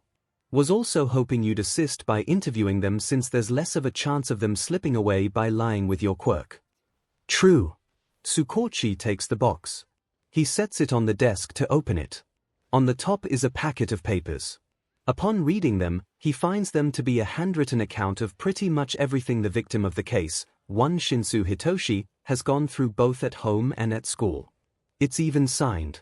There's also several photographs, both before and after shots, of all of Shinsu's current injuries and how they've been patched up. The dark bruises and deep scratches on his face break 𝐒𝐭𝐚𝐲's heart a bit. Poor kid. There's also the lip of a large plastic baggie, sitting innocuously under the papers and photos. He pulls it out and feels his heart skip a beat at the contents inside it. It's a BLD splattered muzzle and a padlock. He gives his best what the F look to 𝐒𝐬𝐽. Person who found him said it was locked onto his face. 𝐒𝐬𝐽 says with a sad shrug. They managed to pick the lock to get it off of him, but, as you can see from the scratches on his face, the damage was already done. Kid said it wasn't the first time he had been locked in it either. True. 𝐒𝐭𝐚𝐲 shakes his head. Sometimes he doesn't understand how people can be so cruel. This was a child, not a dog. He sets the muzzle aside and checks the box for anything else. There's also a disc sitting in a case at the bottom. He picks it up and holds it up to 𝐒𝐬𝐽. What's this? Video footage of the kid's most recent attack. From the closest location security cameras, they were happy to give it up with the case at hand, and a first-person video account of the kid who found him. Kid was being stalked by bullies on the way home from school. They pulled him into an alley to avoid actual people seeing, but luckily didn't think to look around for cameras. Thank heavens for that. Makes our jobs easier, 𝐒𝐬𝐽 replies. True. Alright, the detective says and packs the evidence back away in the box. I'll get a head start on getting this processed so that the case can fall into your hands in court. What about the kid? Is he safe? He's staying with someone I know. Only I know where they live, so he'll be safe there, don't worry.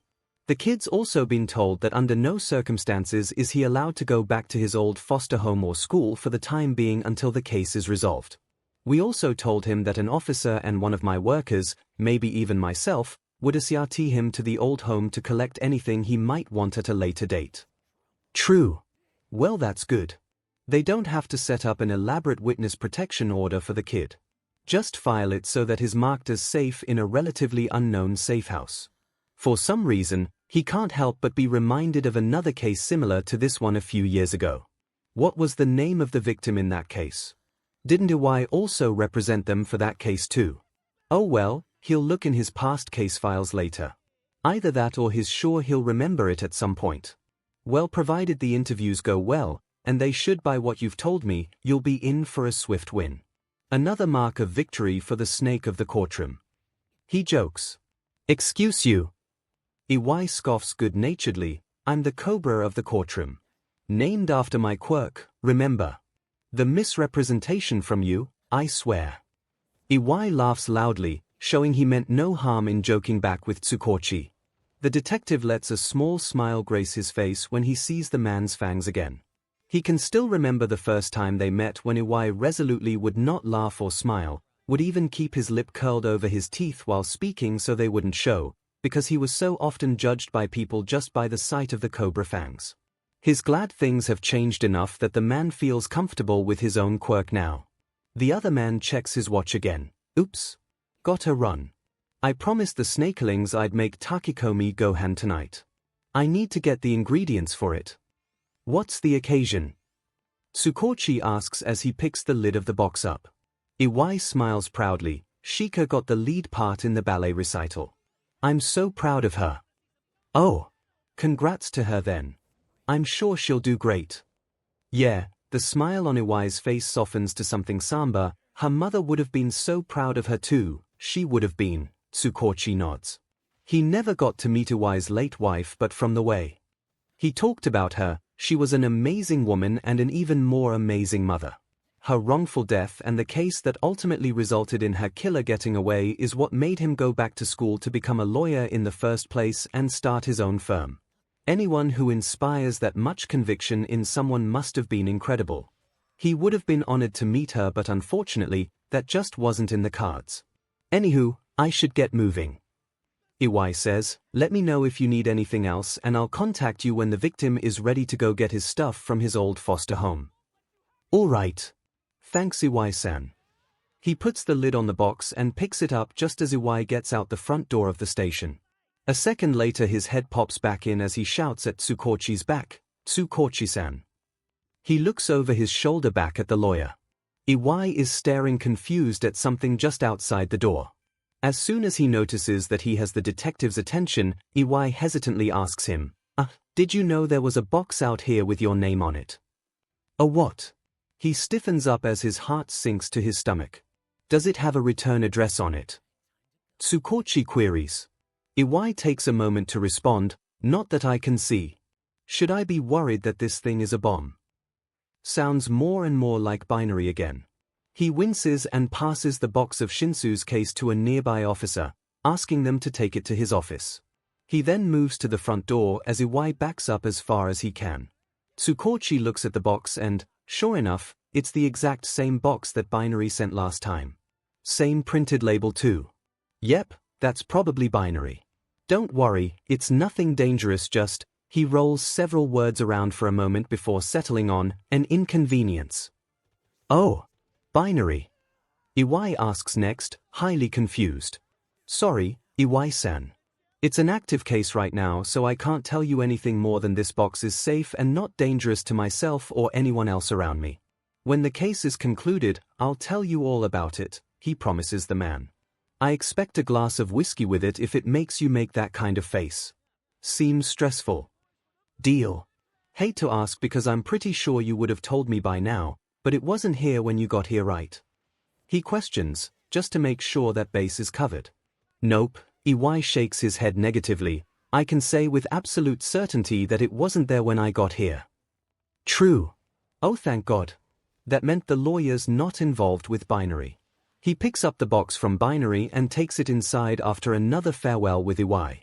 After getting back to his office, he sets the new box from binary up on his desk beside Shinsu's case box. He swiftly opens it with a letter opener knife he keeps in his desk drawer. Inside is the same combo of a letter, typed except for the signature, and a flash drive that there was when binary sent the information on the Yamaguchi brothers. He picks up the note. Hope you're having a good day, detective. Saw you had someone trying to track me down. Good luck with that. Here's some info I found on a few villains in the nearby area. Tell Eraserhead I said hi. With love, from binary. 𝐒𝐭𝐻𝐲 huffs out a sigh. Great, more work and another contact from binary to add to their case for them. He'd better call 𝐈𝐵. Izuku's fingers fly across the keyboard as he inputs command after command. He's busy deep in his hacking endeavors. Currently, he's searching the servers of a big-named company in 𝐒𝐿 for evidence of malpractice. One of his contacts sent it to him while under the impression that someone in the company was stealing money through it as well as not paying or treating their workers right. His contacts are never wrong about these kinds of things usually, so Izuku dived into work quickly. Hitoshi is in his bedroom doing something. A nap maybe. The purple-haired teen probably told him, but he doesn't remember what he said. After a good 30 minutes of working, 𝐶𝐻𝐻 pops up on one of his screens. He tilts his head towards her to show he's noticed and is paying attention. Iwai-san is calling you, Izuku-kun, she tells him gently. He hums softly, patch him through the system. I need to keep working on this while I talk. She makes a huffing sound before a ping occurs to let him know the call was connected. Izuku-kun. Iwai's voice announces chippily, nice to talk to you again so soon.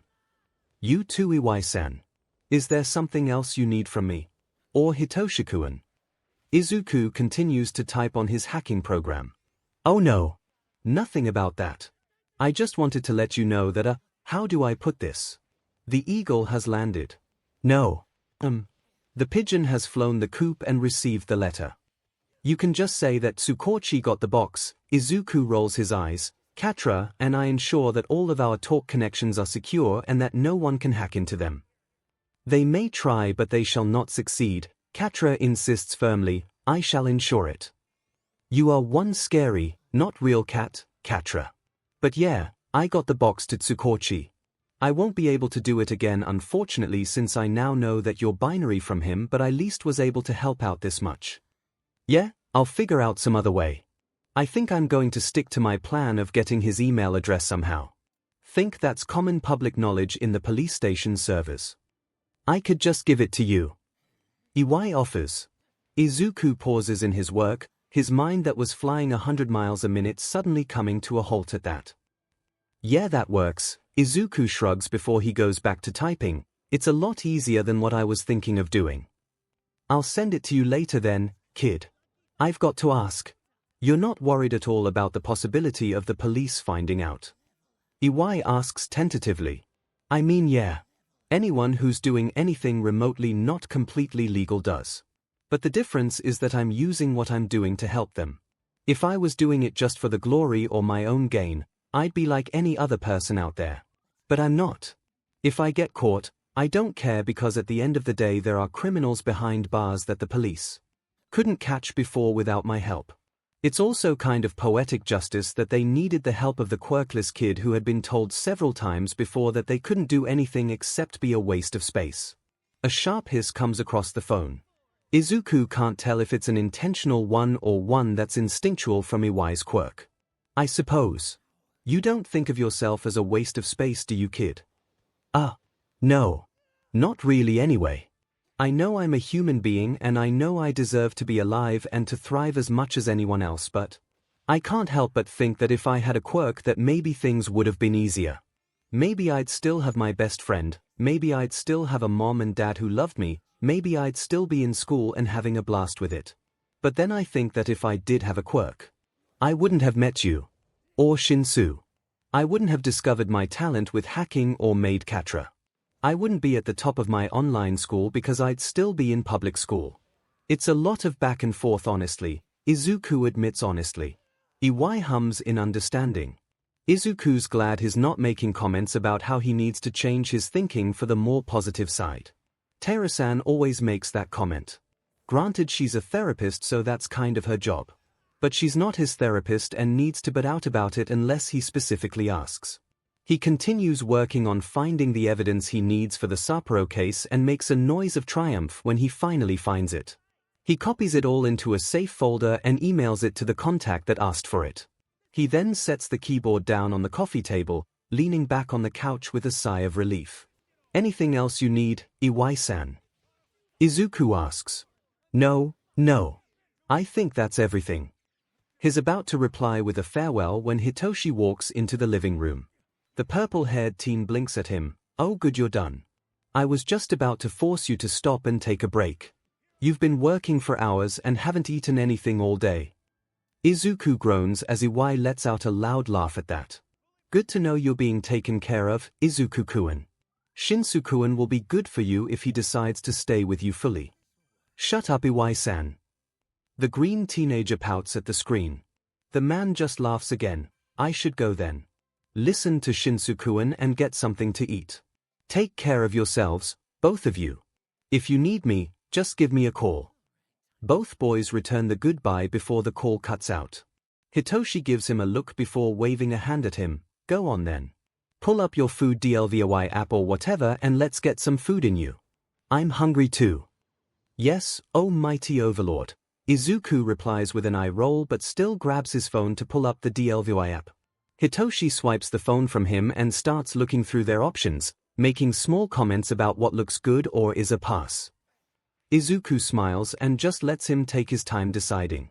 Iwai is right, Hitoshi will be good for him. As a brother and as a friend. Shouter is frustrated. He has good things in his life. His job. His husband. His cat. The stray cat on the street corner near his home that he always stops to pet and feed when he's heading to patrol. But is frustrated with things that are unrelated to the good things in his life. Firstly, his class this year is a somewhat promising bunch, but some of them are just complete idiots. He doesn't know why he decided to keep them after the assessment test. Maybe he thought he could fix them. At this point and after the utter stupidity they pulled today, he's about to cut his losses and transfer them to Gen Ed. Yeah, Hisashi would give him hell for doing it this late in the year, but honestly it's for the best. If he lets those kids transfer through, they're going to get either themselves or someone else killed. And he's not going to get rid of all of them. Just the clear instigators of stupidity. With them gone, the other students should calm down enough to start learning how to be an actual hero. Secondly, his patrol routes for the last 4 nights have been utter hell. They've been heavily crime-infested like he hasn't seen in months. He's not sure if there's, like, a 2-for-1 deal at the Villain Zara store, but it needs to stop. He's gotten home late every single night, which means not only has he not been able to cuddle up to his husband to catch a bit of sleep before they have to get up to go to UA, he hasn't even had time to grab anything beyond a shower. He doesn't even have time to make himself a cup of coffee and has to drink the sludge that is the teacher's lounge coffee. Not to mention it's so strong. He swears 13 makes jet fuel, not coffee. Thirdly, there's the problem with binary. In that, they still haven't found out who they are. And they've apparently helped out on another case. It just astounds Shouter how difficult it is to pin them down. Whoever taught them how to hack did it very well. Too well. And if they are self-taught? Well, Shouter's not really sure what to do then. He'd rather not have to face another certifiable genius. Nezu is enough for him to deal with on a daily basis. It's his 5th night now and it's finally looking like he's going to go home on time for the first time this week. His communicator crackles a bit to signal a connection. He thinks it's going to be a dispatcher, letting him know of something that's been called in that they want him to check out. Well. You look bored, a familiar distorted voice rings in his ear, causing him to tense up, or maybe that's just your normal face. Maybe you should work on that. Binary, he asks warily. The one and only. The streets are pretty quiet tonight, but I happened to spot you in one of the cameras. Thought I'd pop in and say hello. When did you learn to hack the communicator signals? Tonight. Just now. Binary chirps happily. Turns out it was way easier than I was thinking. Not to mention easily able to make it untraceable. Now you get to hear my lovely auto-tuned voice in your ear for your entertainment for as long as I longing. It's really late. Shouldn't you be going to bed or something? Nope. I've got nowhere to be tomorrow. Or any day really. Shouter's brain sways into info gathering at that. He keeps his voice as nonchalant as possible, so you don't go to school. Or maybe have a job or something. Nope. Neither one, as far as I'm letting you know. Damn it. He thought he had even just a shred of something. DMN them for being so smart. He sighs out deeply, reaching up to rub one of his eyes. Fantastic. So what? You're just going to harass me the whole time while I'm working? If it pleases me. You're not the only one bored. It's fun putting together info on criminals and villains, but it's so boring when nothing's happening. You're staring at camera after camera trying to spot literally anything that you can work with, but instead all you've got is hours of watching cars go by. Nothing to show for your efforts. Nights like these 𝐂𝐿. By the lingo they're using, 𝐶𝐬𝐵 would almost say that binary is a kid or teenager. But that can't be right. Could it? He'll make a mental note to ask 𝐒𝐭𝐚𝐲 about it later. For now though, he huffs out another deep sigh and questions quietly to himself why this is his life. Apparently his communicator is turned up just high enough because binary laughs and says, "I don't know, man. You're the one who accepted the case from 𝐒𝐭𝐚𝐲 knowing that I was a brand new hacker sending info to the police. Seems like you kind of did it to yourself." He glares off into the distance. He knows that, but that's also not the point. Not to him. Binary is rambling on in his ear about other things that bore them when they're doing what they're doing. 𝐶𝐬𝐵 tries to keep his hearing somewhat tuned to it just in case binary lets something slip, but so far, nothing they can solidly work with there either. Binary all of a sudden stops mid-sentence. It's so abrupt, 𝐶𝐬𝐵 wonders if something cut the connection. "Binary!" He calls softly. "Hold on," the distorted voice calls back, stern, "I think I found something. Stand by." Despite the fact that he's only ever talked to binary one other time, something in the heavily modified tone sets his nerves on edge. Binary has found something. And 𝐶𝐬𝐵 knows firsthand the capability of what that find could be. It's quiet while binary does some more digging. "Alright," they say, "I've got serial robbers 2 blocks away. 3 guys wearing masks, can't get facial ID. One's got a magnetism quirk though. Keeps attracting cash registers and safe doors open.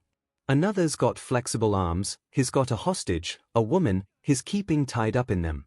She may be in on it though considering they keep taking her with them.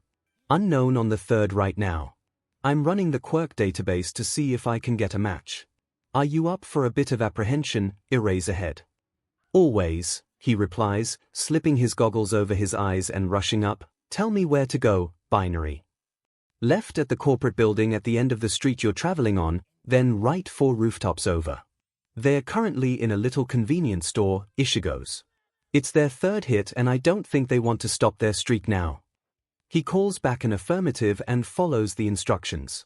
He swings down in front of the convenience store using his capture scarf and kicks the door in. He activates his quirk as the 3, possibly 4, robbers turn to him in shock. Their eyes then widened as all the coins the magnetic quirk robber was floating dropped to the floor and the elastic arms held around their hostage suddenly went back to normal. He notes that the hostage doesn't take off running or do anything, just stares in shock as well. He thinks binary may have been right and she's in on it. "Binary," he calls, kicking out to the nearest robber who happens to be the one with the unknown quirk.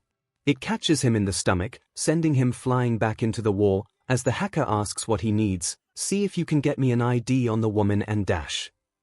And trace back to see if I can connect the other 3, already on it." Binary interrupts him. "Also just to let you know, I've sent in a call to police and other heroes in the area. Reinforcements should be there shortly. For now, hold your own." "Roger," he says, flinging out his capture scarf to grab the magnetic quirk criminal and pull him roughly over the counter, slamming him into the floor with his foot when he's close. Stretchy arms robber seems to realize that he's down his compatriots and moves to attack him. Without the usual assistance of his arm's elasticity though, he's horribly underwhelming to face off against. He's much faster than the usual people 𝐶𝐬𝐵 faces, but the pro is much faster. He swiftly takes him down as well. He goes around and ties up the 3 robbers. The woman brings her hands up to her face and starts crying, "Oh my gosh. Thank you so much. I was so scared." 𝐶𝐬𝐵 squints at her behind his goggles and finally allows himself to blink. "Don't believe her," binary pipes up from his earpiece. "I've got ID. Higuchi man Amy. She has a record, a long one. The main thing being armed robbery with the assistance of her boyfriend, 𝐵𝐴𝐻, Mr. Elastic that you just knocked out. Her quirk is solar burst. Able to gain speed and strength by absorbing sunlight. You're at an advantage because it's night, but she can store just a bit of sunlight to use later. Not a lot. Just be wary." 𝐶𝐬𝐵 nods to the woman. "My pleasure. Mind if I check your arms for bruises? He was holding you kind of tight there, miss." You don't have to do that." I'm sure I'll be fine. She holds up her hands. I must insist, he says, as kindly as he can, and stepping closer to her, it's protocol after all. She takes steps back in order to keep the same distance between them. If he wasn't sure she wasn't involved before, he would be now. He continues to step forward as she gets cornered in the back of the store. He activates his quirk just as she throws a strike out at him. It hits like a normal punch instead of a superpowered one like Binary warned him about. She growls and throws another punch at him. Diminu. What are you doing to my quirk? He catches at this time and spins her around to pin both her arms behind her back. She makes a noise of pain, but he ignores it as he quickly cuffs her together in quirk suppressors. He tells her calmly, what I do best. She groans out in angered anguish before slumping in his hold, giving up completely. It's at that time that police also arrive, entering the store on the defensive before putting away their weapons at the sight of the apprehended robbers. 𝐿𝐿 walks the woman, Higuchi Manami, to the officers and hands her off to one. They get his statement. When asked how he got here so fast and how he knew that Higuchi was working with the robbers, he tells them that 𝐒𝐭𝐴₃ will need to be notified of another binary tip. The officer he's speaking to doesn't know what he's talking about, but another nearby does and salutes him with the promise to get the info to 𝐒𝐭𝐴₃. After that, it's all cut and dry. Any civilians in the store have been checked on and the robbers are taken into police custody. 𝐿𝐿 leaves to resume his patrol. Well, that was fun to watch. 𝐿𝐿 jumps as Binary's voice rings out again. He didn't know they were still listening, but I think I'll dip for the night. Enjoy the rest of your patrol, Eraserhead. Let's do this again sometime. The communication cuts out with a static noise. 𝐿𝐿 groans and slouches again. He keeps thinking to himself that he really hopes they don't do this again. But he knows he's lying to himself. Hitoshi likes to think of himself as a patient boy. At least he's shown quite a considerable amount of patience before now.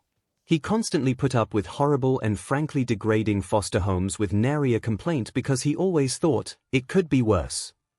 He dealt with the horrors that was public school while having a supposed villain's quirk. Dealt with all the bullying that came with it too.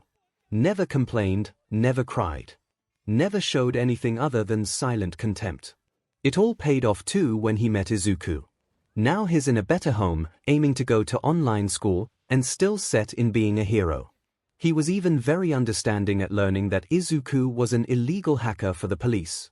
He's finally in a better state of mind and, dare he say it, somewhat happy. Now he's sitting on the couch of their apartment, relaxing with a cup of coffee. He convinced Izuku to buy them their own coffee pot since he's a coffee addict and so is the green-haired teen. They're also saving money on coffee deliveries. Even if that didn't really matter since Izuku is apparently rich as F. He's still kind of astounded at that. He raises the mug to his lips and takes another sip as the door opens. He swallows the swig of coffee and calls out, "Welcome home." "Yeah. I'm home." Hitoshi's back straightens into a tense line. He doesn't turn around though, fearful of what he'll see. Izuku sounds odd. Nervous. Afraid. No, not really afraid. But odd all the same. "What happened?" he asks sternly. "So, Izuku pops up into his vision with a meek smile. "I might have done something, and I don't know how you're going to react." "Oh God," he mutters, burying his nose into his coffee cup, his voice now amplified thanks to it. "What did you do?" "Wow. Izuku-kun, your place is so nice. Is that the Hitoshi-kun you were talking about? He's so cute."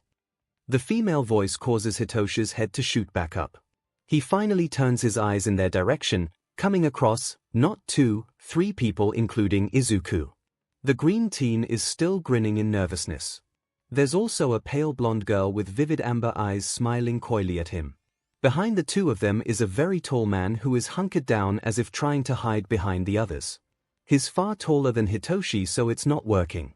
Hitoshi turns a sharp eye on Izuku, silently demanding an answer. Izuku takes a deep breath in and says in one go, "I didn't find anything at the store, so I just decided to go home, and as I was walking I passed an alley that had Himiko-chan and Dabikun in it, and it turns out that Himiko-chan was hurt and homeless and Dabikun is not hurt but is also homeless, so it brought them home." Hitoshi blinks, then holds out a hand. "You're going to have to explain that further." 𝐒𝐿 was walking down the street, tapping away at his phone. He was a bit disappointed that he didn't find anything that caught his fancy, but it wasn't a big deal. He could just come back another day. As he passed an alleyway, he heard muffled crying as well as a man's voice quietly hushing them.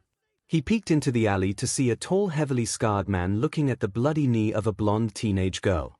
It's bleeding quite heavily and it seemed like she cut it on a rock or maybe a piece of glass. It's okay, Himiko.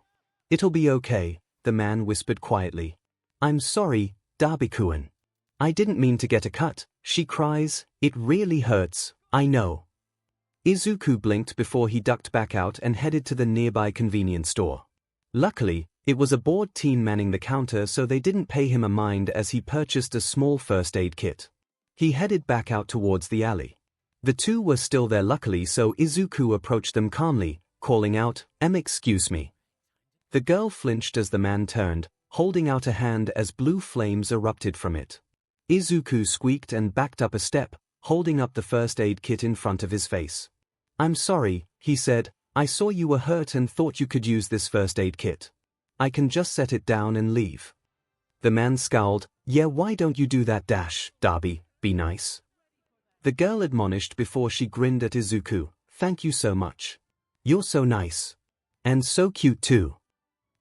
Thanks. So, first aid kit. The man, Darby, glanced between the two before he sighed and held out a hand, now flame-free. 𝐒𝐿 approached and gave him the kit. He then crouched to watch as Darby pulled out various pieces of the kit. He very carefully cleaned the blonde's knee with some antiseptic. The girl winced but didn't look away from where Darby was cleaning the wound. It seemed she was kind of entranced by the wound. A bit odd. Until 𝐒𝐿 caught sight of the fangs that peeked out of her mouth. He gasped in wonder, you have a BLD quirk. Both tensed as the girl shuffled her feet nervously. Yeah? When I consume someone's BLD, I can shift into that person. That's amazing. Have you ever thought of being a hero with that? You would be awesome. You could be one of the best underground espionage heroes the world has ever seen with that kind of quirk. You think so? But Mom and Dad said that I'm nothing but a monster. That's why they said I wasn't allowed to live with them anymore. That I wasn't allowed to come home anymore. Her face was nothing but sad as she said it. 𝐒𝐿's heart froze when hearing that. Your parents threw you out because of your quirk? He asked quietly. She nodded as Darby stayed quiet and just continued to clean her wound. 𝐒𝐿 turned to the man, what about you? What about me? He asked in return. Do you have somewhere to go? A family or a home? No, Darby said curtly, haven't since I was 13. My family thinks I'm dead.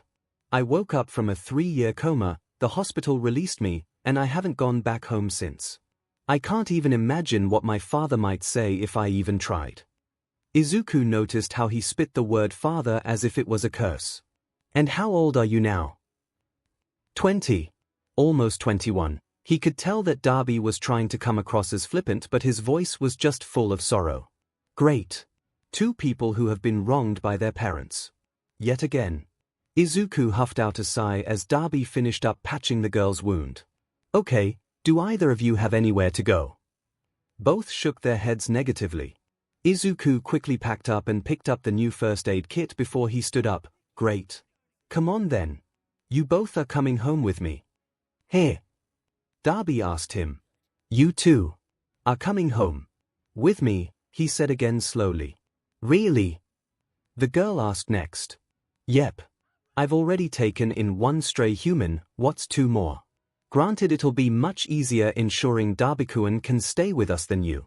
Your parents will have to be dealt with, but I'll call 𝐒𝐻𝐼 as soon as we get home. Also, I'll need to look for a bigger place for us. 2 bedrooms aren't exactly going to fit 4 people comfortably. Hopefully Hitoshi won't mind moving. The girl shrieked in happiness and jumped over to him excitedly. Darby sputtered before he spit out. Wait, hold on. You can't just decide that. We can't just go home with you. Sure you can. 𝐒𝐿 chirped. What dash? No. We don't even know you. You don't even know us. We're strangers. Darby continued to fight. Oh. You're right. 𝐒𝐿 pointed to himself with a smile. I'm Midoriya Izuku. I heard you were Dabi. What's your name? Izuku asked the girl. Toga Himiko. She gave without hesitation. Himiko, don't just tell him. Dabi admonished. What? He asked. She shrugged. Dabi buried his face into his hands with a groan. Is no one else seeing any problems with what this kid is saying? No, Izuku said just as Himiko parrot her own, nope. Dabi groaned again. Himiko bounced back over to Dabi and took his hand. Dabi, it's okay. I don't see any other options for us. And Izuku-kun really seems to want to help. Why else would he get a first aid kit to patch me up? I think we should just trust him. As weird as I know that sounds. It was quiet for a bit before Dabi sighed again. Okay, fine. Fine. But if we end up dead or arrested, I blame you. Himiko cheered happily, asking Izuku if Hitoshi was as cute as he was. Izuku just smiled and led the way home. For all of them. And that's what happened, Izuku says, finishing up the story. Hitoshi massages his temples. That's a lot, I'm not going to lie. You aren't going to make me kick them out, are you? Hitoshi hunches down at that question. I mean, you pay the rent and for all our food and stuff. So it's not like I can viably say, I hate this idea, get rid of them. Yes you can. Dabi cries, someone else needs to have a bit of common sense besides me. I'm not supposed to be the only responsible one here. But you're the adult in the house now. Izuku tilts his head as if confused. Dabi's mind seems to blank at that information. Then his shoulders drop as he emmons, I am aren't I? Izuku and Himiko both laugh at that. Hitoshi can't help but smile at how well they get along. Then he sighs, okay, so I guess this is a thing now. What do we need to do first? First things first, send a message to Iwai-san about a new case for Himiko to get out of her horrible parents' custody. Katra, get on it. He pointed at the computer screens in the living room. The green cat avatar appeared with a small purr of a greeting. Understood, Izuku-kun. Welcome home to you too as well, Dabi-kun and Himiko-chan. Oh, kitty. Himiko shrieks happily, running over to watch Katra. Indeed. Meanwhile, Izuku points to himself dramatically, we'll start looking for bigger accommodations for us. I'm thinking maybe 4 or 5 rooms. I wonder if they'd let me buy a house. Maybe I could put it under Dabi's name. Izuku moves over to the couch, taking a seat on it and grabbing his keyboard. He then zones out to the rest of them as he gets to work on his assigned task. How is he even thinking of paying for all that? Dabi asks incredulously. Izuku's secretly rich, Hitoshi says, but doesn't clarify any further than that. Just leaves to go start packing his meager amount of things. Knowing Izuku, they'd have a new place by the end of the day. What does that mean? Dabi sounds almost fearful before following after him, calling out again, wait. What does that mean? Hitoshi smirks. Maybe this could be fun. Like teasing an older brother. Are you kidding me right now, Izuku-kun? Iwai sighs out. Izuku grins at the FaceTime call he's sharing with the blonde man. Sorry, he says meekly. No you're not, Iwai sighs again, pinching the bridge of his nose harshly to probably stave off a building migraine. When are you going to stop finding me cases to take for you? Not to mention it's yet another one with an abused minor. Tsukochi's going to be really suspicious of me this time. At least I'm not making you. Take another box from Binary this time. He defends. And his not. He's kept on the very down low since his little stint with Eraserhead the other night. He doesn't think it's a good idea to send a binary info cache so soon after speaking to the hero through his earpiece. Granted, he might do the earpiece thing again. It was really effective. He's not telling you why about that though. Who knows what the man might say? Or if he might try to dissuade him. What's a binary? Himiko asks from her place on the sofa next to him, tilting her head curiously. Yeah. I've heard of binary code but never a box of binary, Dabi adds. Izuku is fairly certain he's worked out the man's real identity but he hasn't told him yet. He'll let Dabi come out to them with it hopefully. It's Izuku's nighttime job basically, Hitoshi says from the kitchen where he's making himself a cup of coffee. He hacks into the street cameras and finds criminals and villains in the area. He profiles them and makes a plan of action to apprehend them before giving that information to the police. At least, I think that's what he does as binary. You are correct, Hitoshi-kun, Katra confirms from her current place on the monitor. Himiko's face lights up in awe. Whoa. That's so cool, Aizu-kun. You're so smart. Thank you, he smiles at her before turning back to Iwai. So will you take on Himiko's case too? I know we're asking a lot, but I just don't feel comfortable giving this case to someone else who might not take it as seriously as you. Please, Iwai-san. Of course I'm going to take it. I was going to take it no matter what. There's no way I'm just letting a kid, a teenage girl like Toga-chan no less, get lost as just an unruly runaway like I'm sure her parents are going to paint her as. Don't worry, I'll get it sorted. Thank you. Izuku says genuinely. Good, that means that there won't be any chance of Himiko's parents getting away with what they did. Just like Hitoshi's foster parents and school won't get away with what they did either. Oh right. I almost forgot to tell you. I've found us a new place to live. A 2-bedroom apartment isn't really going to fit 4 of us comfortably. Especially not 2 teenage boys, a teenage girl, and an adult. So I found us a nice little 5-bedroom place at the edge of our prefecture. I'll text you the new address. Good. Glad to hear. I was a bit worried about that when you first told me. Will you need help moving?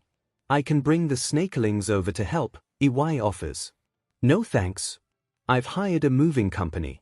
We should be moved in by 3 weeks. I'm having the rooms painted first with everyone's preferred color before we move in. I'm getting pink with a red accent wall. Himiko chirps happily. Iwai smiles at her fondly. Izuku can tell that phrase pulled at Iwai's heartstrings as a dad. That sounds wonderful, Toga-chan. I'll have to make a visit after you guys get moved in to see it. I'll bring my daughters and son along too. Maybe you guys could be friends. Yeah. I could braid their hair or paint their nails. Oh. Or we can talk about music and bands we like. Or TV shows. How exciting. I've never had any friends to do that stuff with before. Izuku's poor heart pangs at that. He's been in that situation. He knows what that's like. But to hear how excited Himiko is just to do friend things because she's never had a friend before just hurts. He can tell Hitoshi and Darby feel the same way too. He also knows that they are feeling the same way as him in regards to the future. Now that they are family, Himiko will never feel that way ever again. If Izuku has to grow his hair out again just so that Himiko has hair to braid and doesn't feel lonely, so be it. She's his sister now. And nothing will ever make her feel the way she felt before if Izuku has anything to say about it. Iwai's voice is a little choked up as he says, I'm sure they'd love that. I'm going to go get started on getting your case together, okay Toga-chan. It's going to be a little trickier since we don't have video evidence of the abuse like we did with Shinsu-kun. Let me know if you need some of my expertise to assist you, Iwai-san. Izuku offers with a sly smirk. Darby blinks at the sight of it with something akin to fear on his face. Iwai just rolls his eyes at it. Yes, you gremlin child, I'll let you know. You 4 take care alright. Darby, if you need some adult advice, feel free to reach out to me. I know you haven't known me long but I've been a parent for quite some time. I'll be happy to assist you. Okay. Sure. Thanks, Darby mumbles shyly. Izuku gives him a small smile. He's his socially awkward big brother now, for sure. Izuku turns a serious look back to Iwai. While you start on that, I'm going to work on the medical side of things. Medical side? Iwai asks. Even Himiko, Darby, and Hitoshi, who finally came out of the kitchen with his cup of coffee, look confused at that. Yes, Izuku nods. With Himiko having a BLD quirk, she'll need a steady supply of BLD on hand to just drink. Side effect of her quirk type. I'll need to arrange with the local BLD bank to coordinate this, as well as set up a system to make sure it stays cool enough to be viable for her to drink. I also want to talk with a few of my medical professional contacts to see if there's anything we can do about Darby's burn situation. Better skin grafts hopefully and something to help the healthy skin stay healthy. Might also speak with one or two of the support item creators to see if they have something to keep his temperature regular when utilizing his quirk to keep the self-immolation side effect down. You would do that for me? Dabi's voice is shaky and full of surprise. Izuku doesn't hesitate. Of course I would. You're family now. And I take care of my family. Dabi looks so touched by that. Himiko makes a pleased noise and throws her arms around him in a tight hug, which he returns with a happy laugh. Hitoshi leans down onto the back of the couch and sips his coffee quietly, a small smile on his face. Iwai also smiles at the scene before giving them a quick goodbye to get started on the case like he said he would. That's fine with Izuku. He'll get started on his side of things as well, as soon as Himiko lets him out of what seems to be an everlasting hug. Oh well. It's nice to have some familial affection for once since he started living on his own. We have a list, Izuku. We have to stick to the list. You're the one who insisted on the list in the first place, remember? Dabi says in exasperation to a pouting Izuku, who he caught trying to slip into a tech store. He points a finger out swiftly at Himiko, who was trying to sneak away into a beauty store while he was fussing at the green-haired boy. Don't think I don't see you either. Get back here, Himiko. Now. He sighs out tiredly. Hitoshi stands beside him, smirking, having fun being the adult of our group yet. No. What was Izuku doing before we lived with him? It's like he has no impulse control. He mutters, pushing both of the problem children to walk in front of him and the only responsible teen in his weird adopted mix. He doesn't, Hitoshi tells him honestly. He told me before that he would usually stick to his list but also usually just buy whatever caught his fancy as well. Perks of being rich as hell, I guess. Yeah, well, he's also in the middle of buying us a house right now, so he needs to make good financial decisions until that's gone through. He rubs a hand over his eyes, wincing a bit as it accidentally tugs at one of his burnt tear ducts. He can't wait for that meeting with the burn specialist Isaac found. I see you're taking those adult talks with Iwai-san to heart. Dabi rolls his eyes at that but still shrugs. I don't really have a choice on whether or not I want to listen. He just starts talking about what I should and shouldn't do and doesn't stop. Can't get a word in edgewise against him either. And it's not like the advice is bad. I mean no, Izuku. Do not. Keep walking. It's advice for how to live with a bunch of people who are younger than me and be a good example for them. So it's not like I can go wrong with listening to it. He gives a small smile to his purple-haired younger brother before scowling as he catches Himiko trying to sneak away again out of the corner of his eye. He storms forward, calling out, Himiko. What did I just say? Hitoshi grins as he watches Himiko dart away giggling while Dabi runs after her. Hitoshi loves this. As odd as it sounds, he's always wanted a house like this. Full of laughter and good-natured scolding. Even if this was just temporary, he would love it more than any of the foster homes he's ever been a part of. He's so glad it's not temporary. He's so glad that this is his family now. Well, look who we got here. The worthless Deku. The words register on the edge of his hearing and it makes his hackles kick up sharply. He turns to see Izuku, headstrong and vocal Izuku, with his head low in front of two teens about their age. The one smirks and leans down to get in his face, which causes Hitoshi's BLD to boil. What he says next makes him see red. What's a waste of space doing out and about here? Honestly, I was so sure you had killed yourself when you stopped coming to school. Probably would have been for the best anyway. Both him and the other boy laugh as Izuku flinches. Hitoshi grits his teeth to resist storming over there and punching the kid in the face. He's gotta stay calm. He can't get in trouble for fighting on the street now that he's got something good going for him. The kid looks over his shoulder, calling out, Hey Bakugo.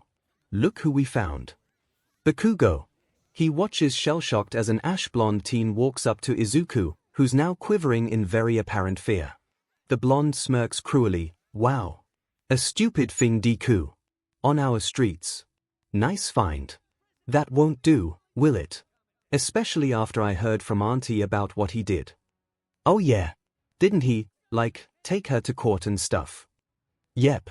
Humiliated her and everything, she said. I think he should be taught a lesson for it. The boys start laughing as Izuku trembles more. The blonde reaches out, hands popping with sparks in what Hitoshi can only assume is his quirk. That spurs him into action. He races over just as the blonde is about to grab Izuku's arm with that hand, grabbing onto him instead and pulls him back behind him. "What the F do you think you're doing?"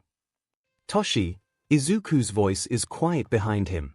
He doesn't respond though, having a plan in mind. "The F." "Let him dash." With the response, Hitoshi takes control of one of the boys behind the blonde. The other two, including the blonde, back away from their friend in shock. "Knock yourself out," Hitoshi commands him cruelly. They all watch as the boy immediately punches himself hard enough in the face to knock himself out. Hitoshi blinks as he falls to the ground, commenting, "Not what I meant but whatever." "The F. Are you some kind of mind freak?" The blonde screams. Original, he deadpans sarcastically, "Literally no one in the entire world has ever thought of that before. Look, mind F. I don't know what your thing problem is, but stay out of this. I don't give a F if you wanna be a good Samaritan or whatever. Deku is my punching bag. He deserves it anyway, he's quirkless, useless, and a thing liar. No one would even care if he died, like he should." The blonde smirks as Izuku flinches and ducks further behind Hitoshi. Hitoshi notices Dabi, with cell phone in hand, and Himiko rushing up behind the teen with looks of murder in their eyes. "So what? You think it's okay to burn a human being, a kid?" Hitoshi asks. "Yeah. Deku's nothing but a target for practice. Useless targets like him get burns from people with perfect quirks like mine." "Really?" Dabi's voice is a rolling growl behind them. Both turn with wide eyes at the adult man now standing right behind him with fire in his eyes. Himiko stands beside him, fangs glinting in the light as she snarls at them. Dabi, despite knowing how much it would hurt, lights his hand up in burning blue flames. "Maybe I should give the two of you burns then. Let you see how much fun it is to be the target of target practice for a change." Both wince at the heat and sound of the flame, backing up a bit. Himiko giggles, asking manically, "Can I stab them too, Dabini?" "Not yet. Let's give them a 10-second head start.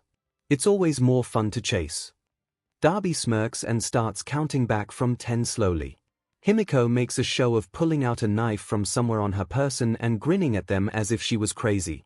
Hitoshi smiles as he watches them, arms crossed tightly over his chest.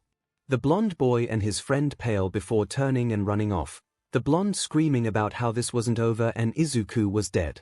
Hitoshi shakes his head as Himiko puts her knife away and Dabi extinguishes the flames by shaking his hand. Izuku takes that moment to rush out from behind Hitoshi, grabbing Dabi's wrist to pull the now burn-covered hand up to his vision. "Why did you do that? You've hurt yourself." "Because there was no way I was letting a little SHT like him talk about my baby brother like that," Dabi says fiercely. Izuku's face erupts into a dark blush as he stammers in shock. Himiko giggles again. "Yeah, Izuni. That guy's scared. He shouldn't have said all those things." She pouts, "Really wish I could have actually stabbed him, but Dabini said that was too far." "Of course it's too far. We wanted to scare him, not scar him." Same thing, just missing one letter," she argues. Dabi groans in frustration as she and Hitoshi laugh at his suffering. Izuku is still silent before his eyes well up with tears. Himiko notices first, placing her hands on her cheeks in worry. "Oh, Izuni. Don't cry." "Wait. Why are you crying?" "I just didn't think you'd care enough to scare them off," he cries. "Of course we do." Dabi insists before looking at his cell phone that he had in his other hand. "Thanks for letting us know what was happening, Katra." "Of course, Dabi-kun," Katra purrs. "As soon as I heard the name Bakugo, I knew you would be needed." "Who was he anyway?" Hitoshi asks. "My ex-childhood best friend turned bully and tormentor," Izuku admits softly, reaching up to wipe the tears out of his eyes. "DMN. Wish I had gotten him with my quirk instead of that guy." Hitoshi throws his thumb out to point at the still unconscious teen on the floor. "Oh yeah, what happened with him anyway?" Himiko asks, crouching down next to the unconscious boy to poke at his cheek. "Not telling. Mainly so you guys have plausible deniability in case he tells anybody," Hitoshi shrugs. "Fair. Now come on. We should get to work on this list but mainly get out of sight before he happens to wake up, Darby says, shaking the list for emphasis. Himiko giggles and grabs hold of Izuku's hand, swinging their interlocked hands as she skips in front of Darby. Hitoshi moves to walk beside Darby, leaving the unconscious kid behind. He'll wake up soon anyway, hopefully. They've got shopping to do, they can't wait for some bully to finally wake back up after literally punching himself in the face. Not that Darby or Himiko know that that's what happened. It'll be fine. Their family will be fine. Every single one of them will make sure of it. Hisashi's noticed that Shouter's been scowling at his computer screen. More than he usually does anyway. Normally this wouldn't be a cause for concern, but this is the 5th time this week alone that Hisashi has come home to find Shouter staring banefully at his laptop. He decides that today is the day to intervene. Mostly because he's sure that if he doesn't, they'll have to buy a new laptop sooner rather than later. "Sho!" he calls, walking over to stand next to him. "Babe, you okay?" Shouter is silent for a long moment before grunting out, "No. Can I help somehow?" He offers next. Shouter groans, reaching up to press his fingers into the corners of his eyes, more than likely to stave off a building migraine. He lets out a sigh as Hisashi takes a seat next to him on the couch. A quick glance at the screen of the computer shows it to be pulled up on the Quirk database site with nothing put in. Shouter sighs deeply. "I don't know. Maybe. It's for a case though." "Well, is it a really closed-off case that you can't tell me anything? Like," he rolls his hand as he searches for the correct phrase, "is it a national emergency level kind of case?" "No. It's just kept so quiet that only a select few know about it. If I tell you the details, you're involved and can't tell anyone else. Not even Nemurai." Hisashi gives him a look over the top of his glasses. "Shouter, darling, sweetheart, love of my absolute life. I've been a part of the hero scene just as long as you have. I know the need for discretion for cases sometimes. You say don't tell anyone, I won't tell. I know. I just had to reassure myself that I was telling you that." Shouter sighs again and runs a hand through his hair quickly. "I'm working on the binary case." "Binary case? What's that?" Hisashi tilts his head. The binary case is a new hacker on the scene that goes by the name Binary. There's only been 5 total interactions so far, but we're trying to hunt down who they are. "Zeshi. They're good." "How good is good?" "Hacked into UACE network to talk to me through my work computer, good." "OSE, that is, impressive, is the only word he can think of. Nedzu made UACE network security from scratch.